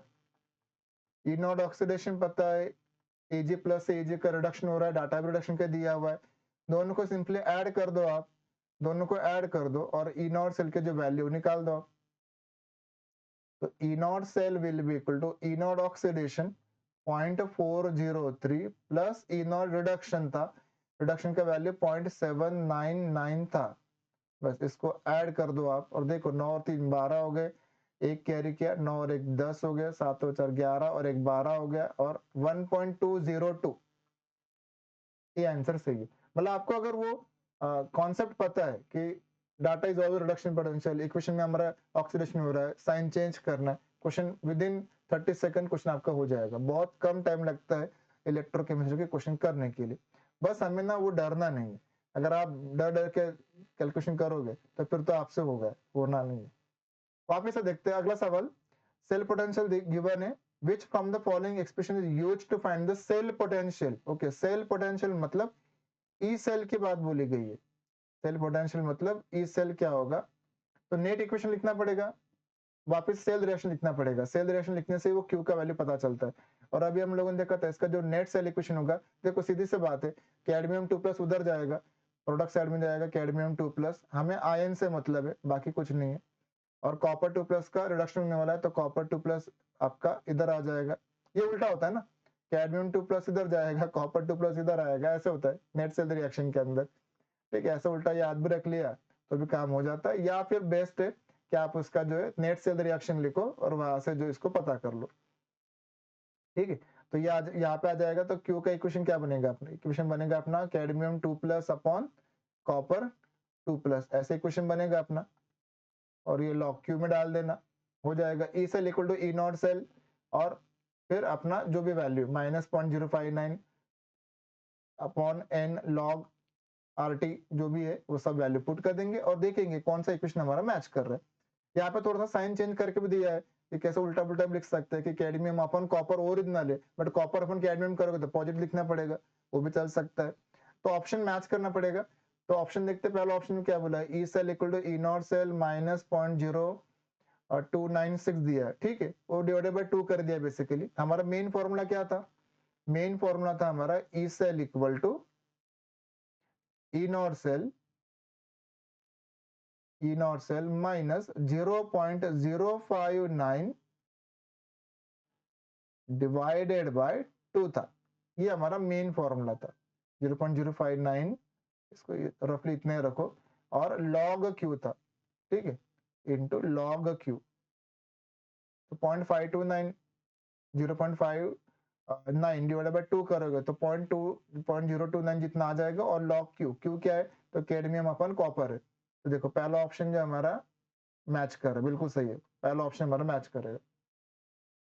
बट अगर मैं कॉपर अपन कैडमियम लिखूं ना, तो वो जो नेगेटिव साइन उसको पॉजिटिव करना पड़ेगा, क्योंकि लॉग का रूल है, लॉग की पावर -1 हो जाएगा, -1 आगे वो माइनस माइनस प्लस हो जाएगा, तो यहाँ पे ऐसे फंसा सकते हैं क्वेश्चन में, क्योंकि वो जो डी ऑप्शन दिख रहा है, डी में फंसा ही दिया, तो ऑलमोस्ट फंसा दिया था, वो पॉजिटिव तो कर दिया है, बट वो खाली वो 2 लिखना डिवाइडेड बाय 2 करना भूल गए, अदरवाइज वो भी ऑप्शन आपका सही होता, डी भी सही हो जाता, अगर उसको डिवाइडेड बाय 2 लिखा होता तो that option was also correct, but फिलहाल अभी तो ए ऑप्शन आपका सही है, ठीक है। चलो अगला सवाल ले लेते हैं, which from the following is not true about the voltaic cell। voltaic cell मतलब अपना वो galvanic cell, the anode act as negative electrode, anode sorry voltaic cell मतलब अपना इलेक्ट्रोकेमिकल सेल की बोल रहे हैं अपन लोग, which is not true about the voltaic cell, the anode act as negative electrode, सही है, इलेक्ट्रोकेमिकल सेल में एनोड हमारा नेगेटिव होता है, कैथोड हमारा पॉजिटिव होता है, जबकि इलेक्ट्रोलाइटिक सेल जो होता है उसमें उल्टा होता है, एनोड वहां पे पॉजिटिव होता है, कैथोड नेगेटिव होता है, मतलब पहला स्टेटमेंट तो ट्रू है, ठीक है। तो ये ध्यान देना है, वोल्टाइक सेल मतलब ही वो हमारा इलेक्ट्रोकेमिकल सेल की बात बोल रहा है, इलेक्ट्रोलाइटिक सेल नहीं है, उल्टा नहीं है अपना, इलेक्ट्रोकेमिकल सेल है। Anode act as negative electrode, true है। Cathode acts at positive electrode, true है। It converts electrical energy into chemical energy, false, यहाँ पे उल्टा क्या होता है, जो अपना रिमोट का एग्जांपल बताया था, केमिकल स्टोर्ड है that is converted into the electrical energy. ये गलत हो गया। Dry cell is example of voltaic cell, बिल्कुल सही है, ट्रू है। तो इसका जो सी आंसर है वो सही हो जाएगा। ठीक, तो एक आसान सा सवाल था ये। इसके बाद एक और सवाल ले लेते हैं अपन लोग नॉस्ट इक्वेशन का ही। देखते हैं, calculate E naught cell for the following reaction. Zinc से जिंक 2+ बोला है, ई नॉट सेल बोला है, मतलब E naught oxidation plus E naught reduction. वापिस से देखो, ज्यादा दिमाग लगाने की जरूरत है नहीं हमें, अपने को बस कॉन्सेप्ट पता होना चाहिए। ई नॉट सेल मतलब ही E naught oxidation plus E naught reduction, ये हमें कैलकुलेशन कर देना है। जो लेफ्ट साइड में लिखा होता है वो ऑक्सीडेशन पार्ट होता है, जो राइट साइड में लिखा होता है वो रिडक्शन पार्ट होता है। अब लेफ्ट साइड में अगर देखो तो वहां पे जिंक से जिंक 2+ है, मतलब ऑक्सीडेशन वाला पार्ट है। राइट साइड में देखो तो Pb2+ से Pb रिडक्शन है, और डाटा भी रिडक्शन का ही दिया हुआ है। मतलब ये डाटा हमें by default E not Pb2+ slash Pb का ही देके रखा हुआ है, और बिल्कुल परफेक्ट है। डाटा इज गिवन -0.126, सही देके रखा है। और यहाँ पे जो ये जो इक्वेशन है ना डाटा जिंक का, देखो इधर गड़बड़ है। डाटा हमें देख कर रखा है E not Zn2+ slash Zn, इसका डाटा देख गिवन है -0.763 वोल्ट। और हमारा जो क्वेश्चन है उसमें एक्चुअल में क्या हो रहा है, उसमें एक्चुअल में हो रहा है ई नॉट Zn से Zn2+ बन रहा है, मतलब इस वैल्यू को हमें पॉजिटिव करना पड़ेगा। और जो लेड का वैल्यू उसको एज इट इज रख देना है, दोनों को ऐड कर दो। दोनों को ऐड कर दोगे तो आपके पास ई नॉट सेल कितना बनेगा, तो E naught cell is equal to E oxidation plus E naught reduction था। ऑक्सीडेशन वैल्यू पता है 0.673, बराबर 0.763 सॉरी, और ये वैल्यू कितना था लेड का, ये था direct as it is sign के साथ पुट कर देना है 0.126 से माइनस कर दो, और देखो कौन सा ऑप्शन मैच करा। 13 में से 6 गए मतलब 7, एक कैरी किया, 6 में से 3 गए तो 3 बचे, 7 में से 1 गया तो 6 बचे। 0.637 0.637 इज द करेक्ट आंसर। बस डाटा को थोड़ा समझ लिया किस फॉर्मेट में दिया था, क्वेश्चन हमारा हो जाएगा। चल एक सवाल और ले लेते, तो मुझे लगता है कि 2023 के भी हमारे जो सवाल है वो हो जाएंगे। Calculate E naught cell if the equilibrium constant for the reaction is given. Okay, equilibrium constant बोल दिया है, equilibrium constant बोल दिया है, मतलब वो K आपको देख के रखा है या K से देख के रखा हुआ है। E naught cell पूछा गया है और रिएक्शन देख के रखा हुआ है। ठीक है, तो डायरेक्ट फॉर्मूला था अपना, तो E naught cell equal to equilibrium constant है तो 0.059 अपॉन n और log Kc, ये अपना डायरेक्ट फॉर्मूला था। वैल्यू पुट कर लेते हैं 0.059, इसको रफली में 0.06 ले लेता हूं अपॉन। अच्छा, अब यहाँ पे जो है ना, यहाँ पे बैलेंस रिएक्शन आपको देखना पड़ेगा भाई, इलेक्ट्रॉन का कितना एक्सचेंज हुआ है, ये बड़ा इंपॉर्टेंट है। ठीक है, चलो यहाँ पे आते हैं, और log Kc तो आपको देख रखा है 1.2 10 की पावर 6 से, मतलब 12 10 की पावर 5 है। बस ये जो नीचे वाला हिस्सा है ना, इधर अभी आपको पता करना पड़ेगा कि हमारे रिएक्शन के अंदर नेट कितने इलेक्ट्रॉन का एक्सचेंज हुआ है, वही से अपना आंसर आएगा। बाकी ये जो लॉग है, ये वैल्यू तो आपको यहाँ से निकल जाएगा कि log 12, बेसिकली आप तो क्या करेंगे, log a plus log b use कर लेंगे। log a plus log b use करोगे, देखो पहले इतना पार्ट आपको समझा देता हूँ, ध्यान देना आप। ये वाला हिस्सा क्या हो जाएगा अपना, log 12 हो जाएगा प्लस log 10 की पावर 5 हो जाएगा। log 10 की पावर 5 तो 5 आगे जाएगा, log 10 की वैल्यू 1 हो जाएगी। log 12 को कैसे लिखोगे, log 12 को लिख देते हैं हम log 4 प्लस log 3 कर देते हैं, इसको हम लिख देंगे log 4 प्लस log 3 कर देंगे, क्योंकि 4 इंटू 3 12 होता है, और log a इंटू बी मतलब log a प्लस बी होता है। ठीक है, तो ये 5 हो जाएगा। log 4 कितना होता है, log 2 का डबल कर देना है, तो ये 0.6 हो जाएगा। log 3 का वैल्यू भी केमिकल इक्विलिब्रियम में आपको सब सिखाया है। log 3 का वैल्यू होता है 0.47 होता है, प्लस 5 इनको ऐड कर दो। रफ कैलकुलेशन करना है अपने को, तो ठीक है 0.60 प्लस 0.47, तो ये 7 6 और 4 10, 1.07 प्लस 5 कर देना, तो टोटल कितना आ जाएगा आपका 6.07 आ जाएगा। मतलब लॉग की जो वैल्यू टोटल वो तो पता चल गई, ये वैल्यू अपने आ जाएगी 6.07 जितने आ जाएगी।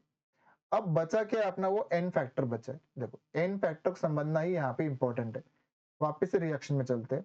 रिएक्शन में आपको क्या दिख रहा है, 2 कॉपर प्लस से ये 2 अलग-अलग चीजें बोली गई है, ठीक है? देखो ध्यान देना है क्वेश्चन में क्या बोला गया है। क्वेश्चन में आपको बोला गया है कि 2 copper plus 1 this gives copper 2 plus copper, ऐसा आपका रिएक्शन। तो ये रिएक्शन का जो एन फैक्टर है, देखो इक्वेशन तो बैलेंस है अपना, टोटल पॉजिटिव चार्ज अगर दोनों तरफ देखोगे तो इधर 2 प्लस है, इधर 2 प्लस है, बैलेंस है। बट एन फैक्टर क्या लोगे आप, 2 लोगे तो आंसर अलग आएगा, 1 लोगे तो आंसर अलग आएगा। देखो ना आपको ऑप्शन अकॉर्डिंगली मैच करेगा। अगर आप एन फैक्टर अगर 2 ले लेते हो, अभी एक वैल्यू कितना दिख रहा है मुझे, 6 इंटू 6 लगभग 36 हो जाएगा, 36 10 की पावर -2। और अगर मैं डिवाइडेड बाय 2 कर देता हूँ तो 18 इंटू 10 की पावर -2 हो जाएगा। 18 में भी दिख रहा है, डी ऑप्शन में दिखा है। और अगर मैं 1 लेता हूँ तो पहला ऑप्शन मैच कर रहा है। तो आपको ये समझना है कि यहाँ पे एन फैक्टर कितना है। तो इसके लिए आपको पहले वो रिएक्शन जो है वो लिख के देखना पड़ेगा। देखिए ये बड़ा अच्छा सवाल पूछा था।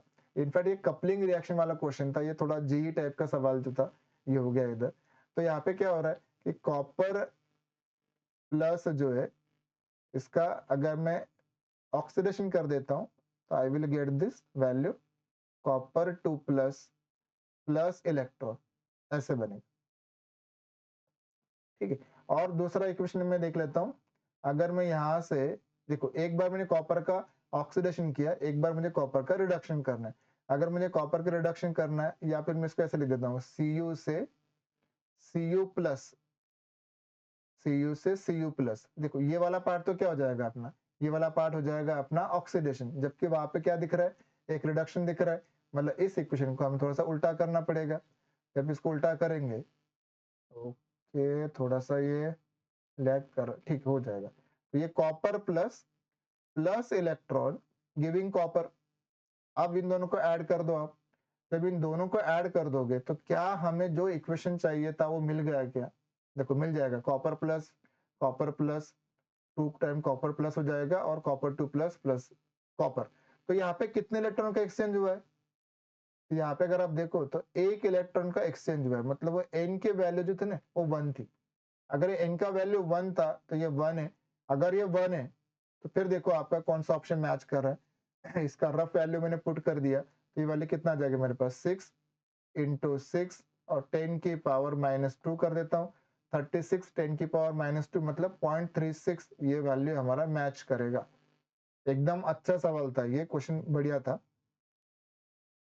ठीक, चलो अगला सवाल ले लेते हैं अपन लोग एक और। थोड़े बेटर वाले सवाल ले लेते हैं, मुझे लगता है कि ये हमारा एक लास्ट क्वेश्चन हो जाएगा। ठीक है, कैलकुलेट ई सेल का वैल्यू पूछा गया है और इनॉर सेल आपको देख कर रखा हुआ है। वापस से आपको नेट सेल रिएक्शन लिखना पड़ेगा, उसके बिना काम नहीं चलेगा। और नेट सेल अगर लिखना है, देखो आपके पास इक्वेशन कैसे बनेगा। पहले क्वेश्चन बनेगा Zn से Zn2 प्लस। हमें मेनली आयंस के ऊपर ध्यान देना है, ठीक है? आयन का कॉन्सेंट्रेशन ही हमारे लिए काम का होता है, +2 इलेक्ट्रॉन। दूसरा हमारा इक्वेशन बनेगा क्रोमियम 3 +3 इलेक्ट्रॉन। ओ ये बढ़िया सवाल है, गिविंग क्रोमियम। इसका डाटा की जरूरत नहीं, इसका डायरेक्ट ई नॉट सेल देकर रखा है। इक्वेशन को बैलेंस करना पड़ेगा। नीचे 3 इलेक्ट्रॉन, ऊपर 2 इलेक्ट्रॉन, तो ऊपर वाले को 3 से मल्टीप्लाई करना पड़ेगा, ऊपर वाले को 3 से मल्टीप्लाई करना पड़ेगा और नीचे वाले को 2 से मल्टीप्लाई करना पड़ेगा। तब जाके आपके पास इक्वेशन के इलेक्ट्रॉन बैलेंस होंगे। बस इनको दोनों को ऐड कर दो मल्टीप्लाई करके, और नेट रिएक्शन जो काम का है, देखो काम का रिएक्शन मतलब जो हमारे आयन से, उनका हमें डाटा खाली देखना है। तो लेफ्ट साइड में कौन आयन बना है अपने पास, 2Cr3+ बना है, और गिविंग इधर आ जाएगा अपने पास 3Zn2+। ये हमारे लिए काम का था। तो यहां से अपना जो Q का इक्वेशन है ना, देखो Q का इक्वेशन कैसे बनेगा अपना, तो Q का इक्वेशन बनेगा Zn2 प्लस का क्यूब बनेगा अपॉन क्रोमियम 3+ का ये स्क्वायर बनेगा। बस जो डाटा आपको देके रखा है सॉरी, तो वैल्यू पुट कर दो। जिंक 2+ का वैल्यू कितना दिया आपको, वो देख के रखा है 0.1 दिख रहा है, 0.1 मतलब 10 की पावर -1 और उसका क्यूब करना पड़ेगा, डिवाइडेड बाय क्रोमियम 3 प्लस का वैल्यू था अपना 0.1 था, मतलब 10 की पावर -1 था, उसका हमें स्क्वायर करना पड़ेगा। तो 10 की पावर -2 को ऊपर लेके जाओ, +2 कर देंगे, 10 की पावर -3 और 10 की पावर +2, 10 की पावर -1 बचेगा। मतलब क्यू का जो हमारा इक्वेशन बचा है, वैल्यू बना है, दैट वैल्यू इज सिंपली 10 की पावर -1। ये हमारा क्यू आ गया। हमें लॉग क्यू की जरूरत पड़ने वाली है, तो लॉग क्यू का वैल्यू मैं इधर निकाल लेता हूँ, तो ये वैल्यू आ जाएगा लॉग 10 की पावर -1, -1 आगे आ जाएगा, लॉग 10 की वैल्यू 1 हो जाएगी। ये सारा वैल्यू जो है हम नर्स्ट इक्वेशन में पुट कर देंगे, क्योंकि हमें क्वेश्चन में पूछा गया है ई सेल का वैल्यू और ई नॉट सेल हमें गिवन था। ठीक है, अब फॉर्मूला एक बार लिख लेते हैं। फॉर्मूला अगर हमें देखेंगे तो हमारा फॉर्मूला था E cell equal to E naught cell minus 0.059 upon N और लॉग क्यू। देखो लॉग क्यू का यहाँ पे जरूरत पड़ने वाला था, मैंने वैल्यू पुट कर दिया। ई नॉट सेल का मुझे डाटा देके रखा है, ई नॉट सेल का डाटा कितना दिया हुआ है आपको, 0.02 दिया हुआ है। ठीक है, तो ये वैल्यू अपने को 0.02 देके रखा हुआ है, 0.02 है माइनस 0.059 और नेट इलेक्ट्रॉन कितने थे अपने, 6 इलेक्ट्रॉन का डिफरेंस था। और ये वाले कितना है, -1 है, माइनस माइनस प्लस कर दो और ये 0.059 को 0.06 से मान लो और लगभग डिवाइडेड बाय 6 कर दो तो कितना 0.01 आ जाएगा। मतलब आपका रफ कैलकुलेशन अगर मैं करूँ तो ये 0.02 प्लस 0.01 मतलब लगभग 0.03 के आसपास का जो आंसर है, इससे क्लोजेस्ट आंसर जो होगा वही हमारा सही आंसर हो जाएगा। और देखो बिल्कुल सही देके रखा है, 0.03 आपको ऑप्शन में दिखा। मतलब बस थोड़ा सा अप्रोक्स करना पड़ेगा। देखो परफेक्ट कैलकुलेशन करने की जरूरत नहीं है, मैंने सिंपली यहाँ पे क्या किया है कि ये जो वैल्यू था अपना, इसको रफली कितना मान लिया मैंने, इसको रफली मैंने 0.06 मान लिया और डिवाइड बाय 6 कर दिया। बस ये हो जाएगा 0.01 हो जाएगा और नेगेटिव नेगेटिव पॉजिटिव हो गए, काम खत्म हो गया। तो ये हमारे पूरे क्वेश्चन हो गए जो नर्स्ट इक्वेशन से रिलेटेड है। ठीक है, थोड़े क्वेश्चन जो थ्योरी वाले क्वेश्चन है उनको देख लेते हैं अपन लोग एक बार, एक 2-3 सवाल है उनकी भी। देखो, which of the following element is use in the photo electric cell. तो बढ़िया एकदम आसान फैक्ट बेस्ड सवाल था। पोटेशियम या CS जो होता है, सॉरी ये सिलेक्ट नहीं हो रहा है, लगता है गड़बड़ हो गया। पोटेशियम या CS जो होता है, these are the best for the photo electric cell. ये फैक्ट बेस्ड सवाल था। CS का तो potential value, potential energy, sorry ionization potential, sorry ionization potential value बहुत कम होता है and that is good for the photo electric cell. Photo electric cell के लिए आपको ऐसा एलिमेंट चाहिए होगा जिसका आयनाइजेशन एनर्जी सबसे कम हो, क्योंकि फोटो इलेक्ट्रिक सेल में इलेक्ट्रॉन हमें रिमूव करना होगा तभी हमें करंट इलेक्ट्रिसिटी मिलेगा। ये हमारा सिंपल सा कॉन्सेप्ट था। ठीक है, अगला सवाल ले लेते हैं। थोड़े फैक्ट बेस्ड सवाल भी आते हैं, तो ये आपका फैक्ट बेस्ड सवाल भी हो गया। Which of the following is use to avoid the leakage of the electrolyte in the dry cell. Dry cell जो होता है अपना, उस जो रिमोट का सेल है, पेंसिल सेल जिसको हम बोलते हैं, उसके अंदर जो केमिकल सब्सटेंस उसका लीकेज ना हो, इसको अवॉइड करने के लिए किसका हम लोग कोटिंग करते हैं, तो ये है स्टार्च का कोटिंग करते हैं। तो ये भी अपना एक फैक्ट बेस्ड सवाल था। मतलब ऐसे छोटे छोटे सवाल जो है एग्जाम में आपको पूछेंगे। ठीक है, अगला सवाल लेते हैं। इसको थोड़ा भी मैंने सेपरेट करके रखा हुआ है, कौन कौन से क्वेश्चन थ्योरी बेस्ड है ऐसे।